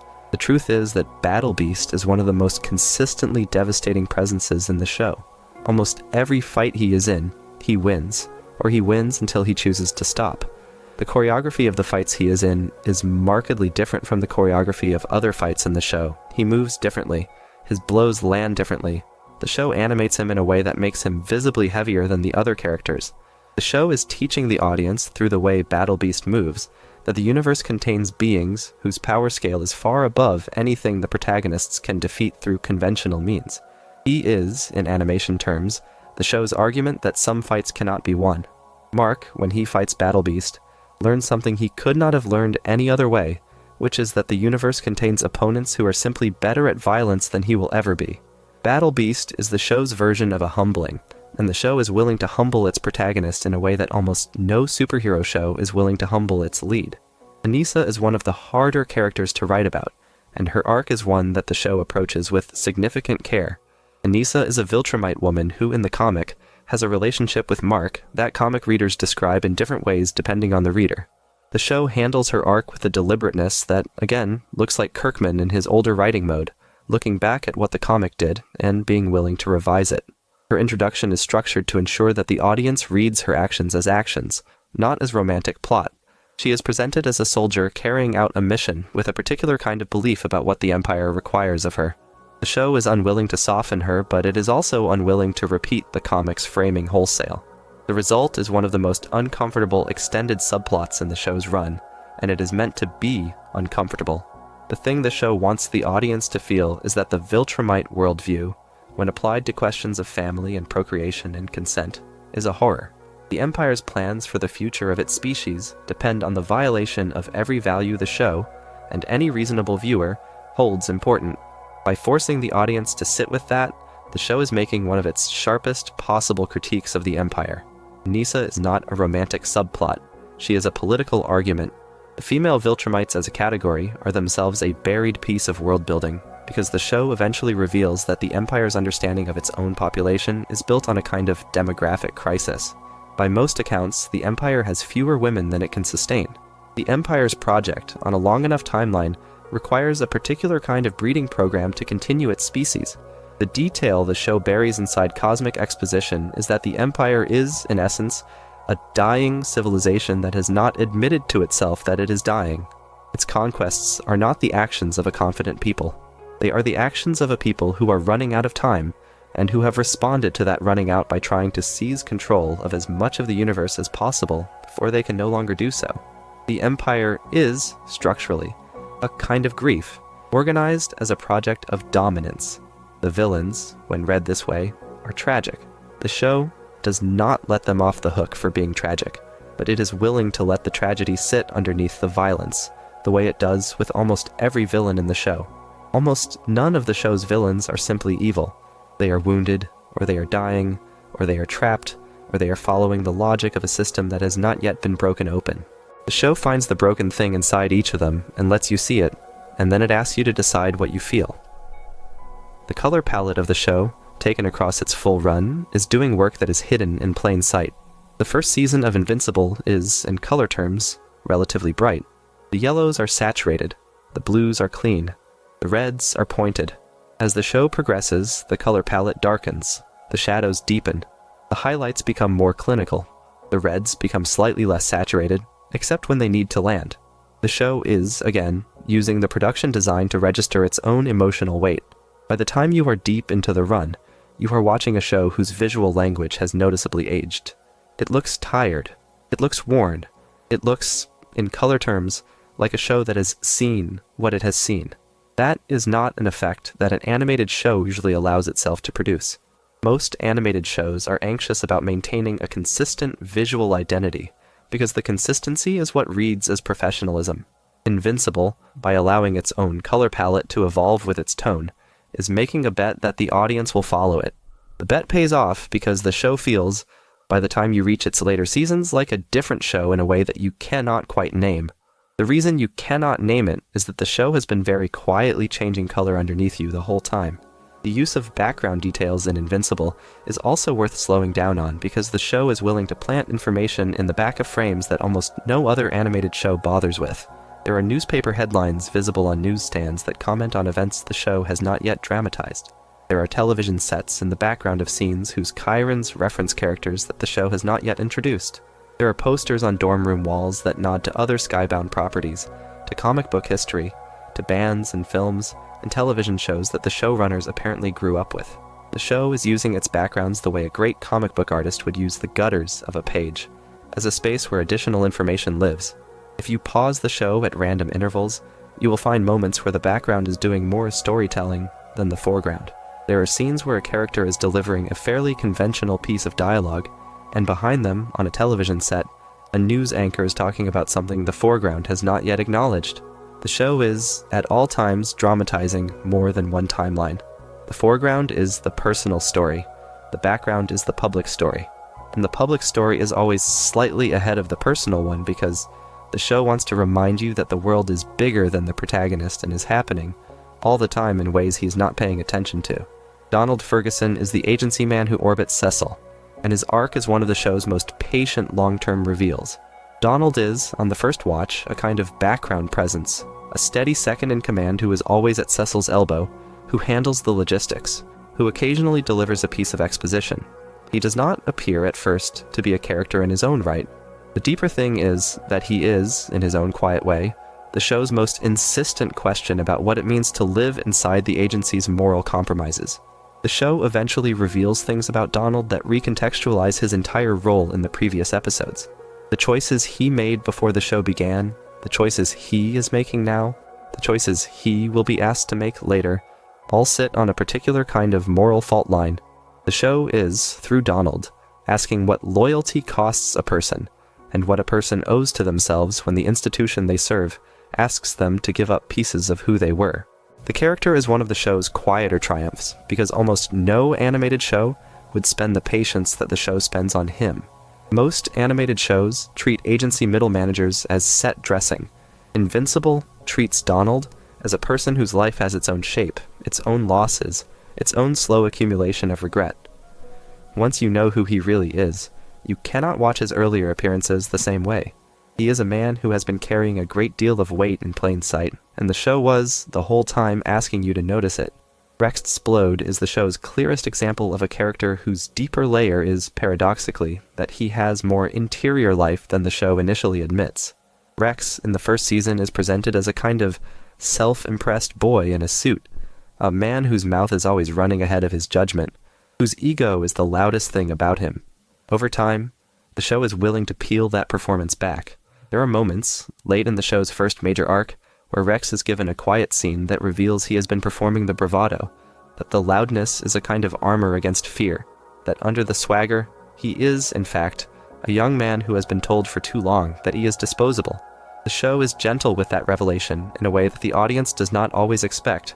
It does not demand that you forgive Rex for everything he has done while wearing the swagger. It simply asks you to see why he wears it. The show is, in his arc, telling a very specific story about masculinity, about the ways young men perform invincibility to themselves and to each other, and about what is left of a young man when the performance fails. That is a level of psychological writing that almost no superhero show attempts, and the show does it with a character who, on first viewing, looks like comic relief. Dupli-Kate is another character whose deeper writing involves the show, treating her with more patience than the comic ever quite did. Kate's ability to duplicate herself is, on the page, a pretty straightforward action gimmick. The show keeps the gimmick, but is willing to ask questions about it that the comic, in its busier moments, did not always pause for. What does it mean to be a person who can be in multiple rooms at the same time? What does it cost a person to have to consolidate every night into a single body? What does the duplication do to the experience of grief, of love, of attention? The show does not provide the answers to those questions in any neat way. It simply lets them sit underneath Kate's scenes. The show is treating her power not as a tool, but as a condition, and the condition has consequences that an ordinary action show would not have bothered to depict. The scenes where Kate is shown alone, after duplication has ended, after the others have folded back into her, are some of the most quietly haunting scenes in the show's run. The animation team is making her look in those moments like a person who has just been at her own funeral. That is a piece of character animation work that is very easy to miss the first time, and once you see it, it is impossible not to see in every other scene she is in. Multi-Paul is the more comedic version of the same gimmick, and the way the show uses him is to undercut the seriousness of Dupli-Kate's version. Multi-Paul is, in the show, a duplicating character whose personality goes in exactly the opposite direction. He is loud, he is impulsive, he is willing to be in the world the way Kate is unwilling to be. The pairing of the two characters allows the show to explore the same power from two opposite emotional positions, and the comparison is part of the show's larger argument about character. Power, in Invincible, is never the determining factor. Personality is. The show keeps returning to that idea, in different forms, with different characters. Two characters can have the same ability and live entirely different lives with it, because what matters is not what you can do, but who you are when you do it. The show is, in a low-key way, making an argument about character ethics that is more sophisticated than the action genre usually admits, and it is making the argument through paired characters whose abilities are mirrored and whose lives could not be more different.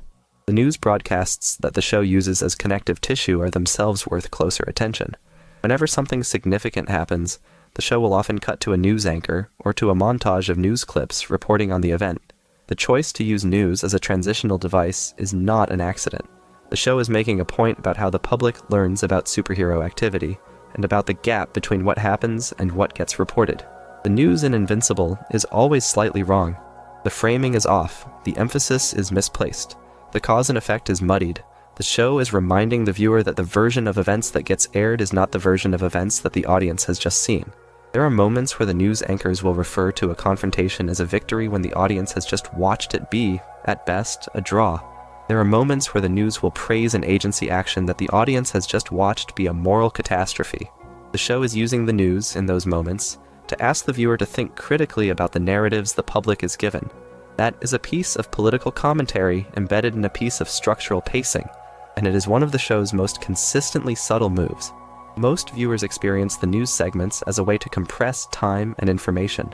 The show is using them as a way to compress time, transmit information, and make a quiet argument about who controls the information all at once. The show's relationship to real-world history is another buried element, and it is one that the show handles with significant care. There are moments where the Invincible world's history is shown to be different from ours, where the events of past decades have unfolded with superhumans involved, where the politics of the planet are not quite the politics of the world we live in. In those moments, the show is doing world-building work that almost no other adult animated show bothers with. The world of Invincible is not just a slightly more violent version of ours, it is a world whose entire political and historical trajectory has been altered by the presence of beings with powers, and the show is willing to commit to the implications of that. The Cold War in this world was different. The wars in the show's past were different. The development of certain technologies was different. The presence of an alien empire watching from above changes the calculus of every 20th century political decision. The show does not dwell on this, but it lets the references land in passing, and the references are consistent enough that you can, if you want, construct a coherent alternate 20th century from the bones the show drops in front of you. The show has a history Bible, and the Bible is mostly off-screen, and the off-screen is itself part of the show's identity. The portrayal of the agency itself, the building, the chain of command, the protocols, the way the staff move through the corridors, is its own quiet design choice. The agency in Invincible looks, when you slow it down, like an animated version of a real government installation. The lighting is fluorescent. The corridors are bland. The signage is bureaucratic. People who work there are mostly neither heroes nor villains, but middle-aged men and women in serviceable clothing, with the kind of body language that suggests they would rather be at home. In its production design, the show is refusing to glamorize the agency. It is a workplace. It is a workplace where the work happens to involve dispatching superhumans, but it is, in every other respect, a workplace. The mundanity is the point. The show is asking you to feel the gap between the cosmic stakes of the missions and the institutional gray of the building those missions are launched from. The visual design is making a quiet argument about the way states operate, the way bureaucracies wrap themselves around extraordinary problems, the way the mythic and the ordinary coexist in any large institution. That is a level of production design thinking that is almost unheard of in superhero animation, and it is one of the reasons the show feels more grown up than its peers, without ever announcing that it is. The Mauler twins, as discussed earlier, are one of the show's better sustained jokes, and there is a deeper detail about their arc that the show develops over time. The Maulers, as scientists, are responsible for some of the most consequential technologies and creations that the show's plot depends on. They are involved in different ways in some of the show's most significant subplots. The show is using them as a kind of off-screen lab, a source of plausible explanation for things the show would otherwise have to invent more cumbersomely. Need a clone? The Maulers. Need a piece of advanced engineering? The Maulers. Need a particular kind of biological technology? The Maulers. The show is using them as a structural shortcut, but the shortcut is also a kind of joke, because the Maulers themselves are barely competent, and they are constantly betraying each other, and they are, on a personal level, two of the most childishly petty characters on the show. The fact that they are responsible for so much of the show's plot machinery is, on a rewatch, very funny. The show is essentially trusting two scientists who cannot stop arguing about which one of them is the original to provide the backbone of its more elaborate plots, and the trust is, on the show's part, a kind of comic admission about how the science of a superhero universe actually works. None of it is rigorous. All of it is being run by people whose interpersonal lives are a mess. The show is honest about that, and the honesty is part of the joke. Machine Head is the kind of villain whose presence lets the show make a class argument that almost no superhero series would let itself make so directly. Machine Head as a character is a crime boss with cybernetic enhancements who runs a significant portion of the criminal economy in a particular city. The show is willing to depict the criminal economy as a real economy, with workers, with mid-level managers, with a particular kind of internal logic, with consequences for the working class people who get pulled into it. Most superhero shows treat crime as a vague, undifferentiated mass of bad behavior that the hero can defeat by punching it. Invincible refuses that framing. The show shows you that crime, in this universe, is also work, and the work has a structure, and the structure is being run by people who are themselves trapped inside it. The show uses Machine Head and the people who work for him, including the character of Titan, to dramatize a particular kind of moral question. What does a superhero owe to the people who have been forced into the criminal economy by circumstances they did not choose? What is the difference between fighting a criminal and fighting a criminal's employee? The show, by sitting with those questions, transforms what would have been a simple villain plot in another series into something closer to a piece of social fiction. Fans of the show argue about it, because the show, characteristically, does not resolve the questions. It just keeps asking them, in different forms, in different episodes.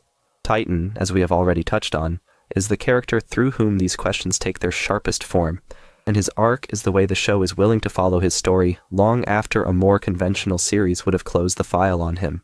Titan is presented in his first appearance as a kind of monster. He has a stone-like physical form. He is working for Machine Head. He is, on the surface, an enemy for the hero to fight. The show is constructing him very deliberately to invite the audience's initial misreading and then to correct it. Once the show shifts perspective into Titan's life, the audience is shown his daughter, his apartment, his economic circumstances, the particular kind of trap he has been in for years, and the audience's understanding of him is radically altered.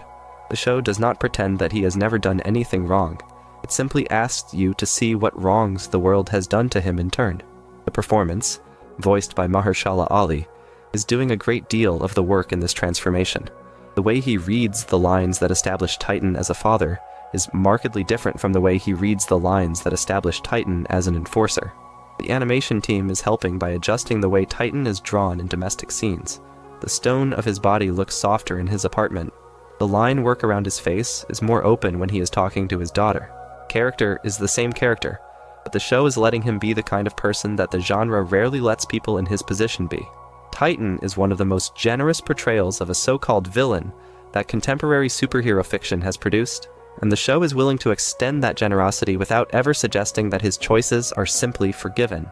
Thraxa is the planet where Mark spends one of his most formative experiences, and the way the show uses that subplot is to test the protagonist's commitments by giving him an entire planet to be wrong on. Thraxa is, on the page, a world in trouble. The local rulers ask for help. Mark agrees to give it in the way an idealistic young hero would. The show is, in this subplot, asking Mark to face the same kind of decisions his father made and to make different ones. The local conflict on Thraxa is morally complicated. The local rulers are not as innocent as they first appear. The opposition is not as monstrous as they first appear. Mark is forced to act with incomplete information, to make decisions that affect populations he barely knows, to live with the consequences of choices made too fast. The show is essentially running an ethics experiment on him in a controlled environment, and the experiment is designed to clarify for the audience what kind of hero he's going to become. Thraxa is one of the show's clearest examples of using a science fiction setting to dramatize the moral architecture of intervention. The show is, very quietly, making an argument about what good actors can and cannot do in foreign conflicts, and the argument is more nuanced than the genre usually allows. Mark leaves Thraxa changed in ways that the show is careful to register, and the change is one of the structural pillars of his arc going forward. The coalition of planets, the interspecies alliance that the show eventually develops, is the kind of cosmic world-building that, on a first watch, can feel like a detour from the personal story. The coalition is the show's argument for what an alternative to the Viltrumite Empire would look like. The Empire is built on conquest and assimilation. The coalition is built on mutual aid and tolerance. The show, by giving the coalition real screen time and real character work, is making a political argument about cooperation as opposed to dominance. The coalition is not perfect. The species that make it up have their own disagreements. their own histories of conflict, their own difficulties with each other. The show does not pretend that an alliance of disparate peoples is a clean solution, but it does insist that the messy alliance is the alternative to the clean empire, and that the messiness is the price of the alternative. That is, in a low-key way, a piece of political philosophy embedded in a piece of superhero fiction, and the show does not announce it as such. It just lets the structure speak. Alan the alien, when he is in his role within the Coalition, is one of the show's most interesting characters, and the way the show uses him is to externalize its own emotional optimism. Alan, in many scenes, is the character who refuses to give up on the idea that the universe can be made better. He carries that optimism in a way that, on the page, would feel naive, but that the show, through performance and through context, makes feel earned. Alan is, in narrative terms, the show's anchor against nihilism. When the world is bad, when the Empire is winning, when the agency is making compromises that are difficult to accept, Alan is the character whose continued belief in something better is the show's way of refusing to descend into pure cynicism. The character is, in that sense, one of the show's most important moral weights. The performance by Seth Rogen is doing a lot of that work. The way the lines are read is open, generous, willing to be vulnerable. The character is allowed to be hurt, to be afraid, to be unsure. And in every case, the show comes back to the same point. He keeps believing. That is, in a show that is otherwise willing to be very dark, one of the most precious pieces of writing on the entire production. The sequids are the show's most obviously horror-inflected creation, and what they represent runs deeper than the imagery alone. The sequids are a parasitic species. They live by attaching themselves to a host, taking control, building a collective consciousness across the bodies they inhabit. They are, in the show's plot, often a tool of the Empire, used to subjugate populations the Empire wishes to control. The sequids are also, structurally, a horror about what assimilation looks like at the body level. The Empire's ideology, which insists that all peoples should eventually be remade in the Empire's image, is given a literal embodiment in the sequids. They are what the Empire's philosophy looks like when it is applied directly to a body. The show is, in the sequids, dramatizing the difference between political conquest and physical conquest, and then showing that the Empire is interested in both. That is a piece of science fiction symbolism that the show is willing to lean into, and it is one of the more disturbing things in the show's larger lore. The way the show writes parenthood is one of its most carefully developed themes, and almost every major character is, in some sense, defined by their parental relationships. Mark is defined by his father, Debbie is defined by her husband and her son. Cecil is defined by the way he becomes a kind of surrogate parent to the heroes under his command. Robot's arc is, in part, about the absence of a parent. Monster Girl's condition is, in part, a story about the loss of a normal childhood. Eve's story is, in part, a story about her relationship with her own parents. The show is, throughout its run, asking the same question in different forms. What does it mean to be made by someone else, and to have to decide what to do with what you have been given? Beneath the violence, the show is a sustained meditation on inheritance. The genre allows it to dramatize inheritance in literal, physical terms. Mark inherits his father's powers. He inherits his father's body. He inherits, potentially, his father's psychology. The show is asking again and again whether the inheritance can be refused, and whether what is left of a person who refuses their inheritance is enough to build a life on.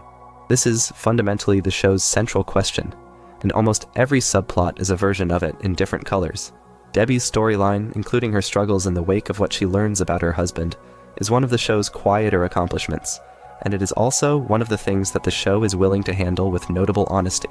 The show does not pretend that the wife of a god, married to him for nearly 2 decades and then forced to reckon with what he really was, would simply absorb the revelation and move on. It lets her come apart, lets her grief look messy, it lets her cope poorly, sometimes through substances, sometimes through avoidance, sometimes through the kinds of small daily failures that are not dramatic but that accumulate. This is one of the most honest depictions of betrayal grief in contemporary animated television, and it is doing it with a character who, in a more conventional show, would have been quietly written out of the center of the story. Debbie's grief is given its own space, it is given its own time, it is given its own arc. The show is willing to slow down for her in a way that suggests that her experience is, to the show, as important as the cosmic conflicts that are happening at the same time. That is a piece of narrative priority setting that is itself a kind of statement.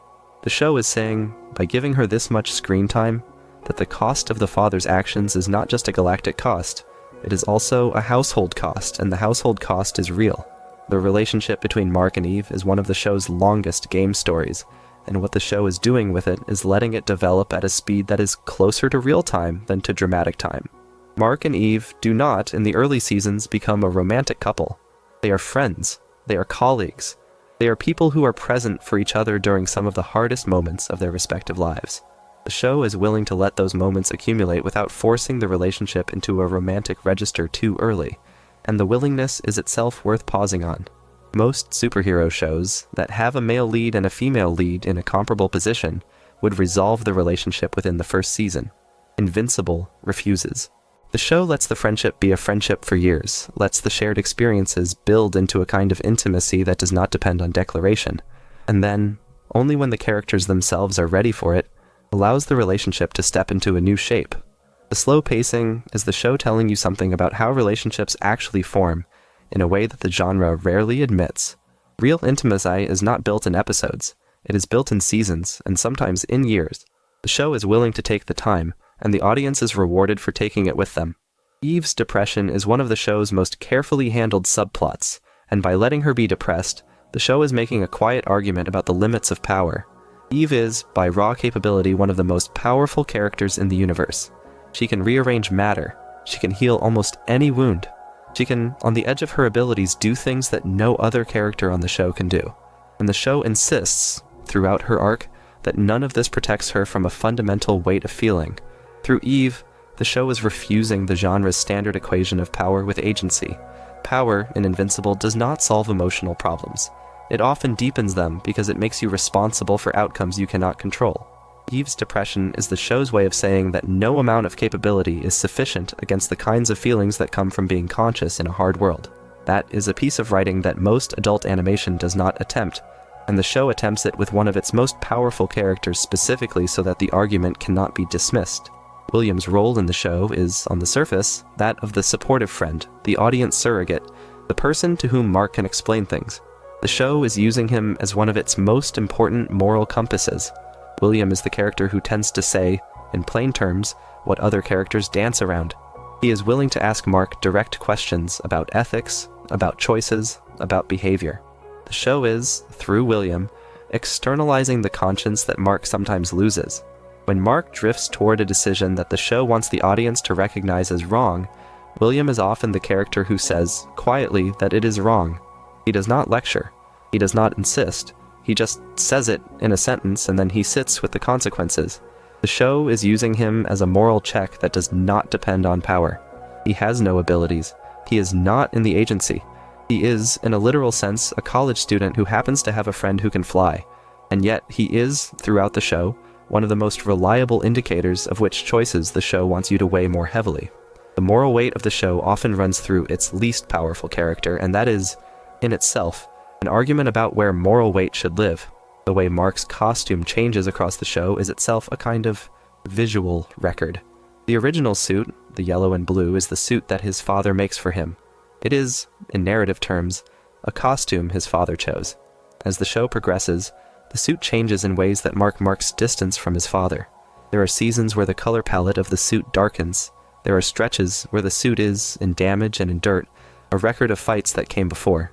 The costume is doing a small, ongoing storytelling job that no character ever has to comment on. The suit gets tireder. The suit absorbs the weather. The suit becomes, by accretion, a thing that has been worn, rather than a thing that was given. The visual transformation is gradual enough that most viewers do not consciously track it, but the cumulative effect, by the time you reach the later seasons, is significant. The boy who started the show in a clean costume is, by the end, a man in a suit that has been to too many places. The costume is the autobiography. The show's production timeline is itself worth touching on because the gaps between seasons are unusually long for contemporary streaming television. Invincible takes longer to produce than most adult animated shows of comparable scale. The reasons are a mix of factors. Adult animation, in general, takes longer than the streaming model wants it to. The production team has been transparent about wanting to maintain a level of quality that is incompatible with shorter timelines. The voice cast is composed of actors who do not always have open schedules. The result is that the show is on a release pattern that frustrates audiences who have been trained by other streaming shows to expect annual seasons. The gap is the cost of the quality. The show is what it is because the team is willing to take the time. There is no version of Invincible that exists on an accelerated schedule. The production philosophy, the voice cast, the animation choices, all require time. The audience is paying for the time with their patience, and the show is paying them back by being, when it arrives, the show it is. The audience and the production are, in a way, in a kind of contract. Wait, and you will be given something worth waiting for. That contract is unusual in contemporary streaming, where the assumption is that volume matters more than care. Invincible bets the other way, and the bet keeps paying off. The episode titles in Invincible are themselves worth slowing down on. The show titles its episodes in a way that, at first, can feel almost casual, as if the title is just a short phrase from a moment in the episode. The titles are doing more work than that. They tend to be drawn directly from lines of dialogue inside the episode, but the choice of which line, of which moment, is the title is itself a piece of commentary on what the episode is really about. There are episodes whose title comes from a line that, in the moment, sounds throwaway, and only later in retrospect do you realize that the throwaway line was the structural center of the episode. The titles are, in that sense, like the punchlines of jokes the show is telling itself. You only get them after you have heard the whole joke. The show is, in its titling, treating its own episodes as small, complete things, the way short story writers title their stories with phrases that reveal themselves only after the story has been read. That is a level of craft thinking that most television does not bring to its episode titles, and Invincible brings it to almost everyone. The flashbacks the show uses are also worth pausing on. The show is willing to dip into the past at moments that, on a first watch, can feel like detours. There will be a sequence about Nolan's life before he came to Earth. There will be a sequence about a character's childhood.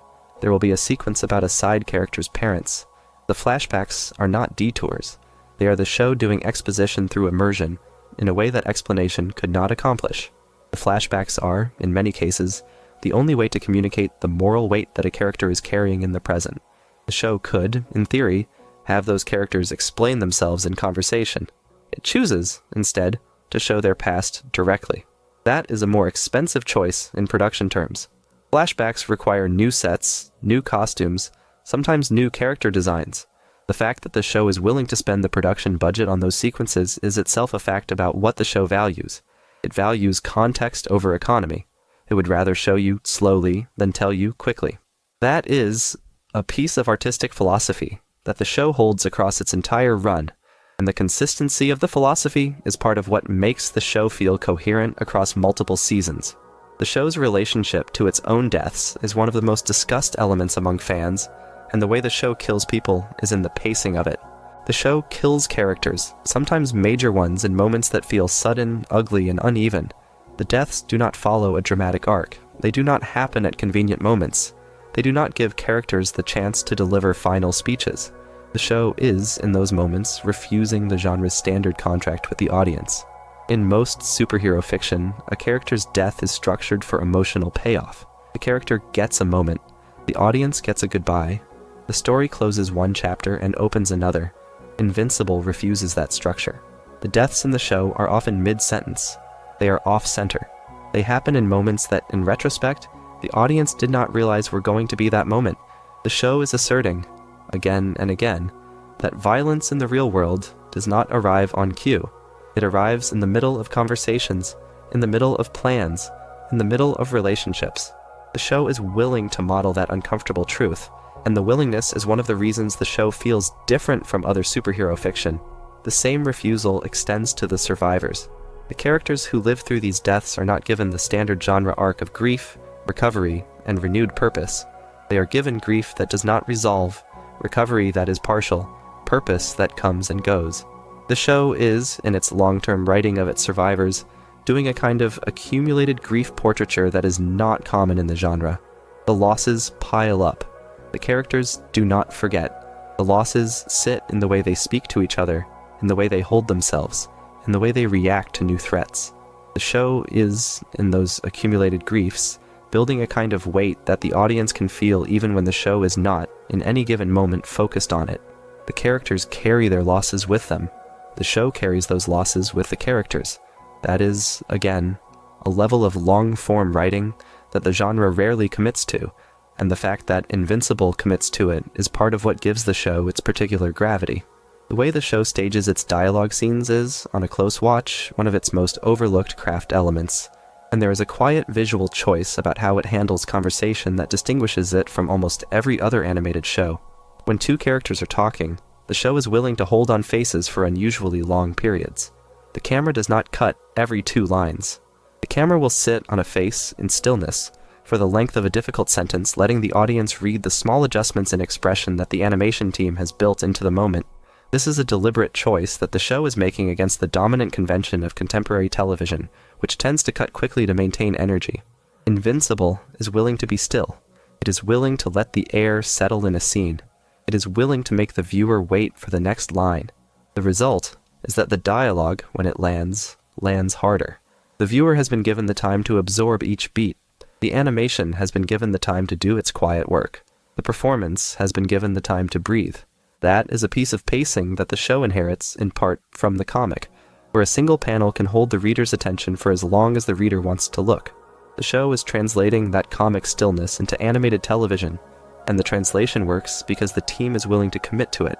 The dream sequences in the show are one of the more emotionally serious craft elements, and the show uses them, in essence, to externalize the characters' anxieties about what they have done and what they are about to do. The dreams are not throwaway visual effects, they are narrative. They reveal what the character is, beneath the version they show to the world. The dream sequences are also, in animation terms, some of the most expensive parts of the show to produce. Surreal animation, dream logic visuals, the kind of imagery that breaks the show's normal style for a moment, requires its own pipeline and its own attention. The fact that the show is willing to invest in that craft for the sake of internal character work is itself a fact about the show's priorities. It is willing to slow down, to step away from the action, to render a piece of psychology in the form of an animated dream. That is the kind of work that almost no superhero series will do, because it is expensive and slow and has no obvious payoff in spectacle. Invincible does it anyway, and the dreams are some of the most quietly haunting sequences in the show. The humor in the show is also worth slowing down on because the way it deploys humor is markedly different from the way most adult animation deploys humor. Invincible is not primarily a comedy. It is a serious show that allows itself to be funny in specific places. The humor is almost always character-based. It comes from how a particular character speaks, from how a particular character reacts, from how a particular character misreads a situation. Humor is not lying on top of the show like a coat of varnish. It is built into the characters, and it emerges in moments when the characters meet situations that draw their personalities out in ways that read as funny.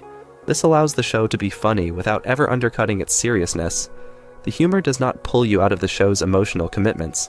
It deepens them, because the humor helps you see the characters more clearly. When Alan the alien is funny, you understand his optimism better. When Rex Splode is funny, you understand his bravado better. When William is funny, you understand his honesty better. The humor is the show's way of writing its characters into the world. The recurring visual motif of looking up at the sky is one of those things that, once you notice it, you cannot stop noticing. The show is full of shots of characters looking up. Sometimes they are looking up at flying figures. Sometimes they are looking up at storms. Sometimes they are looking up at nothing in particular. The sky in Invincible is the visual register where the show's cosmic stakes are kept. The world above is always present, always pressing down on the world below.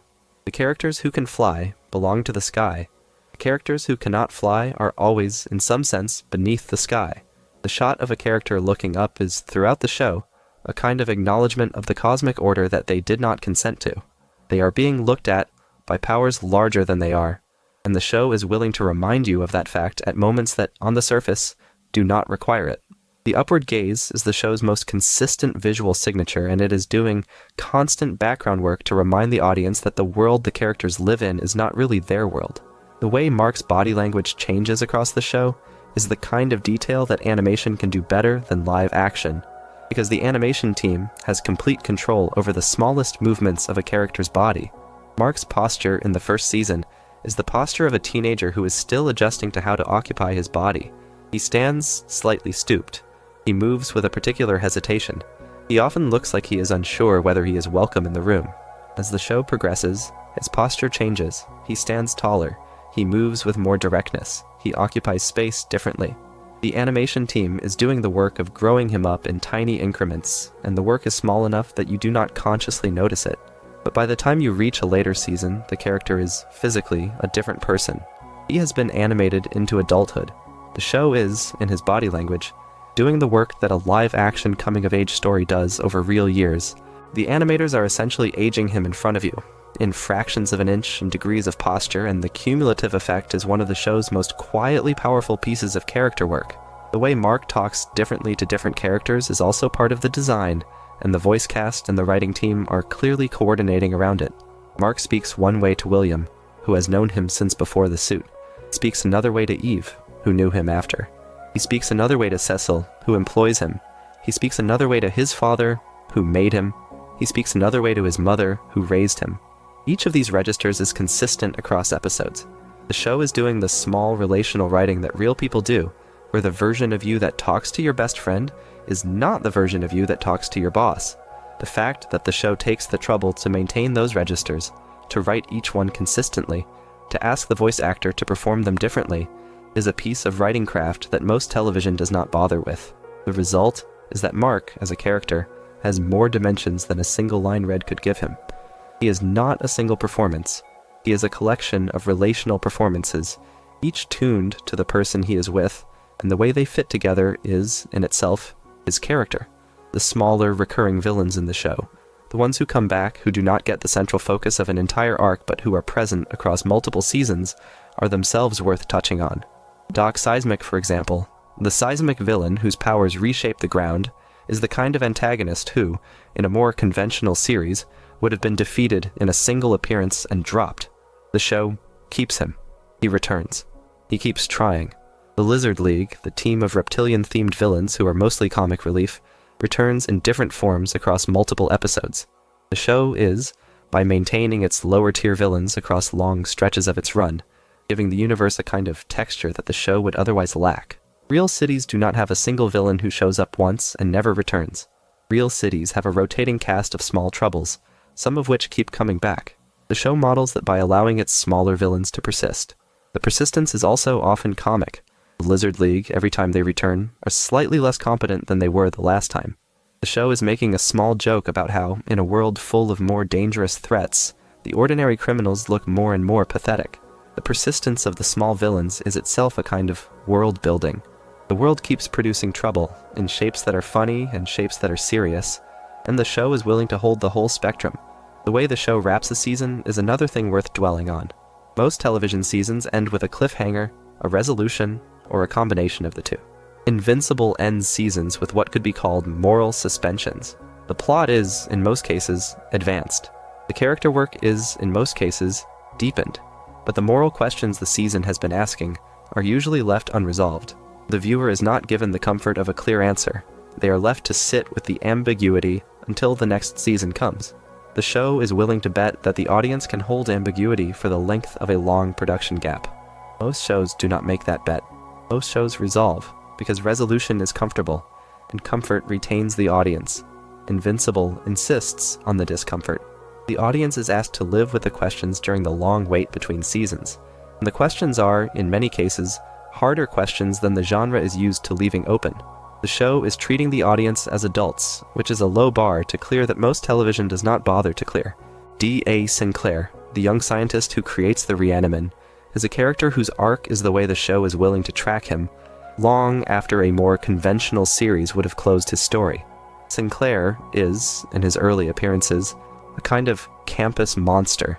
He is using his position at the university to abduct people, to experiment on them, to turn them into the assets that Cecil eventually takes off his hands.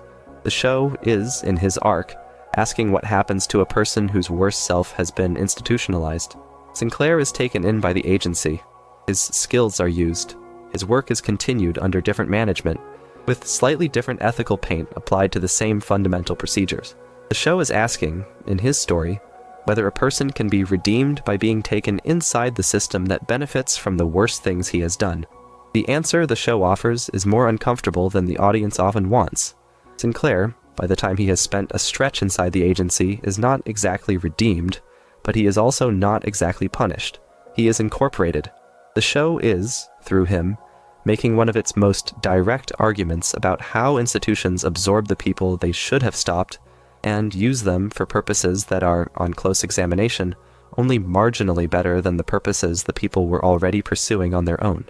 That is a piece of moral writing that the show is willing to commit to, and the commitment is part of what makes the show, beneath the action, a piece of serious political fiction.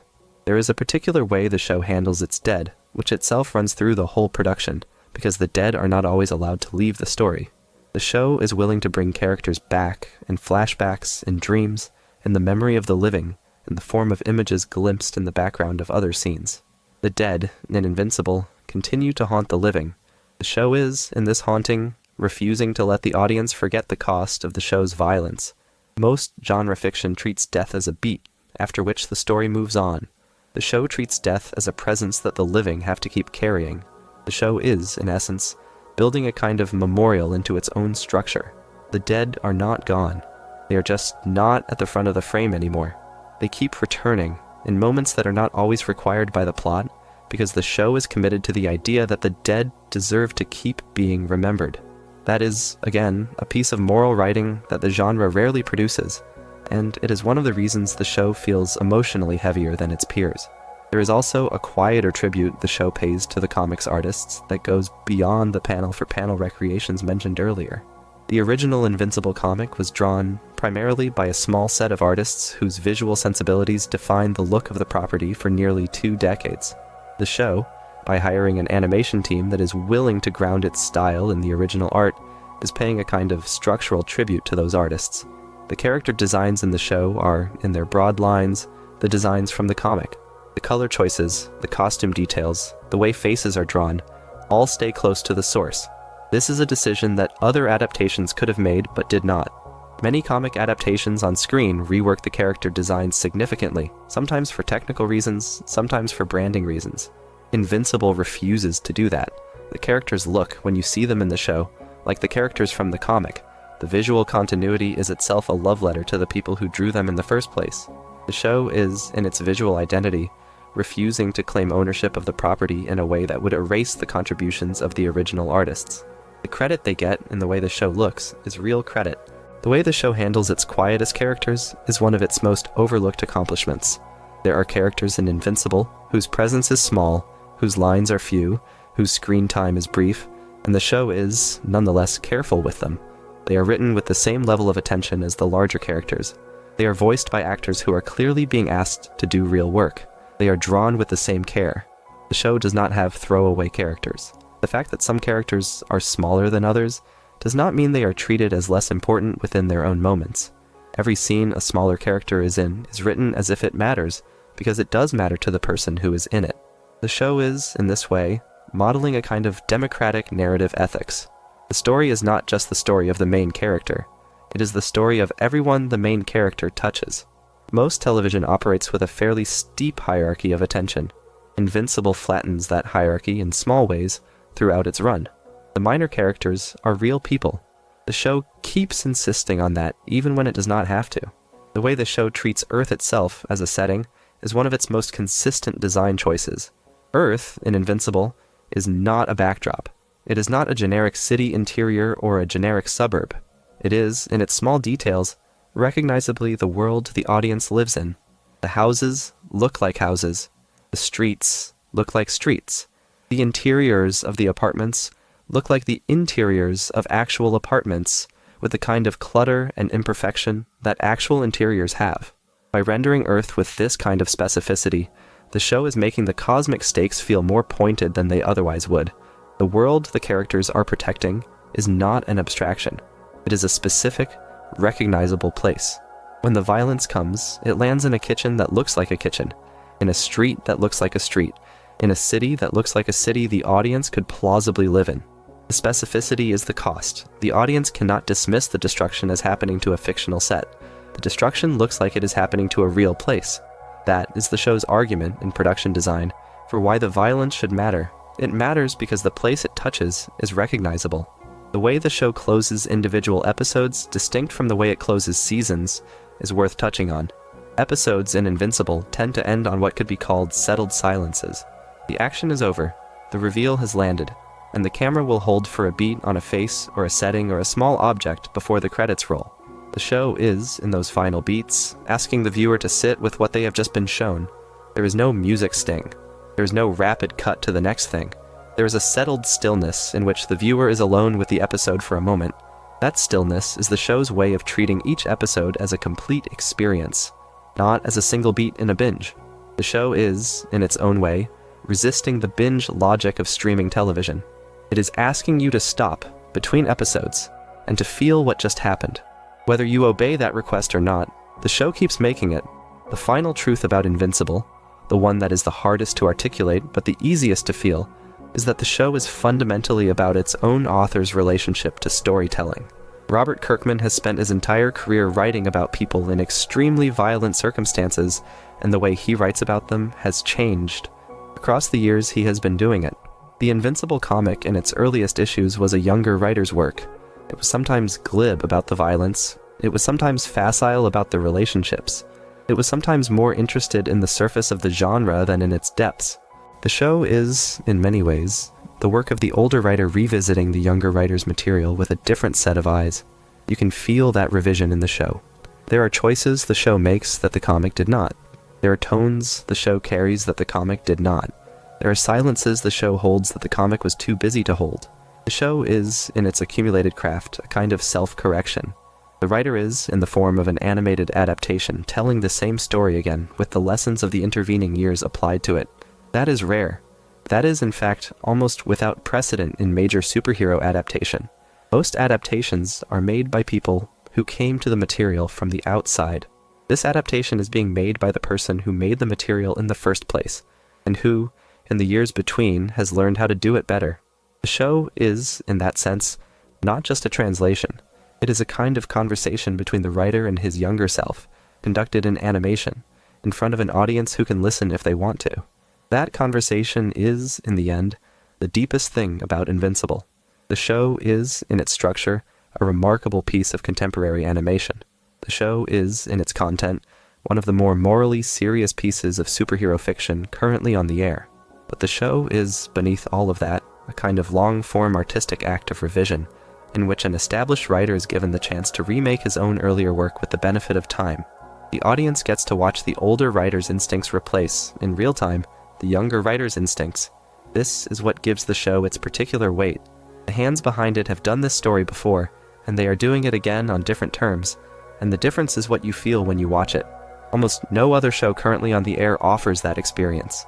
It is the rarest thing in adaptation, an adaptation made by someone with the standing to redo the work without permission from anyone but their own conscience.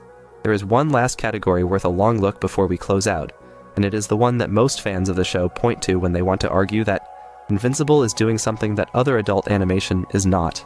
It is the way the show handles the relationship between the global and the personal. Almost every scene in Invincible is, on close inspection, doing both at the same time. The character may be having a small conversation in a kitchen about a small disagreement, and behind them, on a television set, an event of cosmic significance is being reported on a news ticker. A character may be in the middle of a fight that, on paper, will decide the fate of the planet, and in the middle of the choreography, there will be a small moment, a glance, a half-formed line, that is about something entirely personal between two of the people on screen. In almost every frame, the show is holding both registers at once. The cosmic is not separate from the personal. The personal is not separate from the cosmic. They are happening on top of each other all the time, and the show refuses to let either register dominate. That is, in the end, the most consistent piece of writing philosophy across the show's run. The show insists that you cannot tell a story about the fate of the world without also telling a story about who the people are who are deciding it, and you cannot tell a story about who the people are without also telling a story about the world they are deciding for. The two are the same story. The show treats them that way every single episode. This integration of registers is what allows the show to use the genre conventions of superhero fiction to talk about things that the genre is not traditionally used to talking about. The show can talk about masculinity through Rex. It can talk about depression through Eve. It can talk about identity through Robot. It can talk about institutional ethics through Cecil. It can talk about ideology through the Viltrumites. It can talk about family inheritance through Mark and Nolan. It can talk about love and accountability through Mark and Eve, and through Mark and Amber, and through Debbie and her grief. The genre is, in Invincible, a kind of language that the show is using to speak about subjects that the genre does not usually speak about. The show is not simply doing superhero fiction. It is using superhero fiction to do something else, and the something else is what makes the show worth the time it takes to watch. The way the show frames its violence as cost, rather than as spectacle, is itself a kind of summary of everything we have walked through. The violence in Invincible is never decorative. It always has a cost. The cost is paid by specific characters, in specific bodies, in specific places, in specific ways. The cost is not erased between episodes. The cost accumulates. The cost shapes the rest of the show. That is the show's most consistent ethical signature, and once you see it, you cannot watch any other superhero show without noticing how often, in those other shows, the violence is treated as something that does not cost anyone anything. Invincible refuses that treatment. Every blow is a blow that someone has to live with. Every death is a death that someone has to carry. Every choice to fight is a choice that someone is going to have to be accountable for, eventually. In this insistence on cost, the show is doing the work of being an honest piece of fiction about violence. That is rare. That is, in a real way, the show's signature accomplishment. It is also, when you slow it down, what gives the show its quiet hope. A show that took violence less seriously could be more cheerful on the surface and more empty underneath. Invincible takes the violence very seriously, and because it does, the moments of warmth, of friendship, of family, of love, register with a weight they would not otherwise carry. The show is willing to earn the gentle moments by paying for them. When Mark and Eve share a quiet conversation, the conversation matters because the show has shown you what the alternative is. When Debbie has a small kindness extended to her, the kindness matters because the show has shown you what life has cost her. The warmth in the show is not in any sense opposed to the violence. The warmth is the violence's necessary other half. The show would not work without both. The fact that the show is willing to do both, in the same scene, sometimes in the same line, is the source of its peculiar resonance. There is a final, small detail worth mentioning before we close, and it is the way the show handles its own protagonist's moral mistakes. Mark, across the show's run, is not perfect. He makes choices that the show is willing to depict as wrong. He hurts people he should not have hurt. He pushes people he should not have pushed. He makes the kinds of decisions that, in another superhero series, would have been quietly retconned by the next episode. Invincible refuses to retcon them. The mistakes stay. The consequences stay. The relationships Mark damages do not snap back into place because the show needs them to. They have to be repaired slowly, if at all. In its willingness to let its protagonist remain in the wrong, the show is modeling a kind of accountability that most genre fiction does not bother with. The hero is not above the moral economy of the show. He is in it. He has to live with what he has done. The show insists on that, and the insistence is part of what makes the character feel like a person rather than a brand. The world Invincible has built, taken in total, is one of the most complete and consistent animated worlds currently on the air. The thread that holds all the other details together is that the show is built on a foundation of patience. The team is willing to take the time. The team is willing to do the work. The team is willing to insist on the small details that other productions cut for time. The cumulative effect is a show that, when you sit with it long enough, begins to feel less like a piece of television and more like a place you have visited. The characters become people you have known. The geography becomes a city you have walked through. The violence becomes a memory you have carried. And the small things, the ones we have walked through tonight and the many we have not, become the texture of the place. They are not extras. They are the world. There is one more category worth dwelling on before we wind down, and it is the one that fans of long-form serialized fiction tend to recognize once they have spent enough time inside the show. It is the way Invincible quietly insists on the labor underneath the spectacle. The labor of cleaning up after a fight. The labor of stitching the suit back together when it has been torn. The labor of writing the agency's reports. The labor of fielding the press. The labor of comforting a survivor. The labor of cooking dinner the night after the worst thing has happened. The show, again and again, returns to small images of work. In those images, the show is refusing the genre's standard erasure of consequence. In most superhero stories, the battle ends and the next scene begins, and the wreckage left behind is just an aesthetic flourish in the background. Invincible keeps showing you the wreckage being cleaned up. It keeps showing you the people whose actual job it is to pick the city back up after a fight. It keeps showing you the medical staff, the engineers, the press officers, the parents who have to figure out what to tell their children. Through the steady accumulation of these images, the show is making a quiet argument about whose work is actually keeping the world running. It is not, primarily, the work of the superheroes. It is the work of the people who clean up after them. And the show treats that work with respect. The same insistence on labor applies to the way the show depicts the home. The Grayson house, the rooms inside it, the kitchen, the living room, the front yard are rendered as a real lived-in space. The dishes get done. The mail gets opened. The laundry gets folded. The house has the particular kind of accumulated mess that an actual house has, where the small evidences of life take up countertop space. In the home, the show is depicting the daily labor of the household with the same level of care it gives the action. Debbie's role in the show is, in part, the role of a person who is doing this labor, and the show registers it without ever needing to call attention to it. There are scenes where Debbie is simply in the kitchen, doing the things people do in kitchens.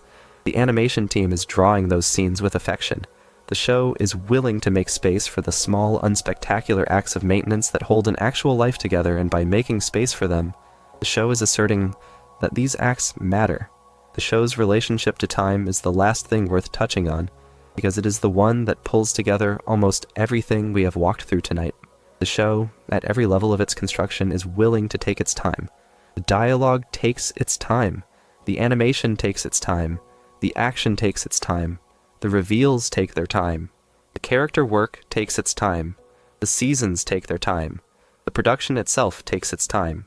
In an entertainment economy that is built almost entirely on the assumption that audiences will not wait for anything, Invincible is, at every turn, asking the audience to wait. Wait for the joke. Wait for the reveal. Wait for the next season. Wait for the older writer's revision of his own younger material.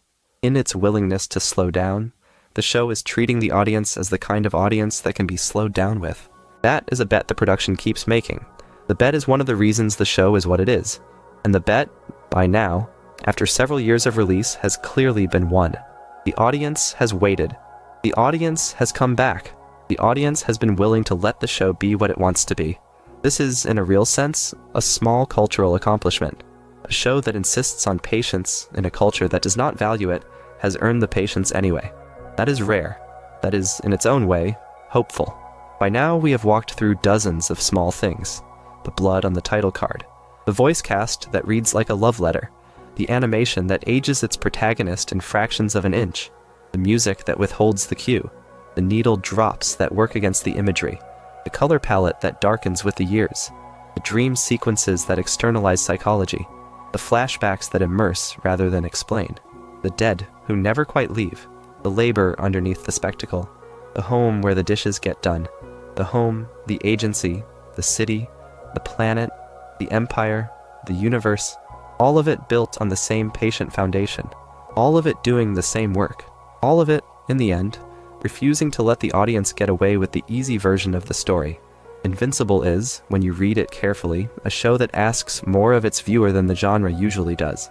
It rewards that asking with a story that holds together at almost every level of close inspection. The details, the ones we have walked through tonight, are the texture of that holding together. They are the small evidences of a piece of work that has been made with care. They are the reasons that, when you finish the show, you do not feel like you have finished a piece of entertainment. You feel like you have spent time with a piece of fiction that took its own questions seriously and that gave you, in exchange for the time you spent, something you can carry. That is the strange and quiet thing about Invincible. It is, on the surface, a story about a boy in a yellow and blue suit who can fly. It is, beneath that, a story about everything that can go wrong when the simple story of the boy in the suit is taken seriously and pushed all the way to its consequences, and asked the kinds of questions that the genre is not used to asking. Most of the small details in the show are, in the end, small expressions of that one larger choice. The choice to take the genre seriously. Choice to ask what kind of person a boy like this would actually become, in a world like this, with a father like this, a mother like this, a girl like this, across the hall. The choice to let the answers be harder than the genre usually allows. The choice to follow those answers as far as they go, and to keep following them, season after season, even when the following requires the audience to wait and to feel and to think. Invincible does all of that quietly in a yellow and blue suit, while the title card slowly fills with blood. If you spend long enough with the show, you can feel the structure beneath it all. The patience, the honesty, the refusal of the easy version, the willingness to revisit and revise, the willingness to ask the audience to sit with the difficulty, the willingness to insist that the world the characters live in is a world worth depicting in detail, the willingness to treat every character, even the smallest one, as a person whose life has its own shape. That is what makes the small things, the ones we have walked through and the many more we have not, feel like more than a collection of trivia. They are not trivia. They are the evidence of a piece of work that has been made by people who cared about the work, and who did not have to make it this carefully, and who did anyway. That care is the show. The small things are the visible places where the care has left a mark.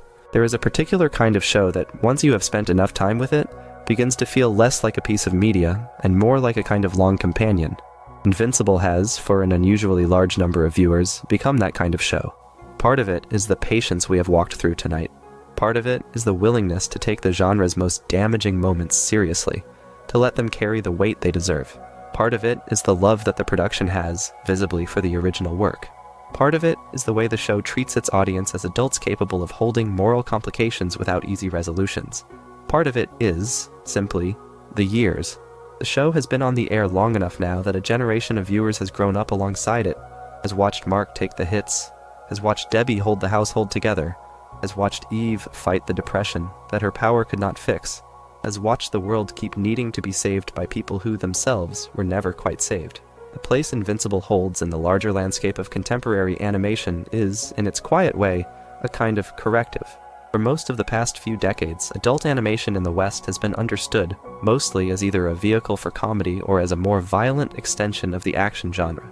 Invincible insists, in every minute it is on screen, that adult animation can also be a serious dramatic form, capable of carrying the weight of long-form storytelling, capable of doing the kind of character work that prestige television has been celebrated for, capable of asking the moral questions that the genre has historically left to other forms.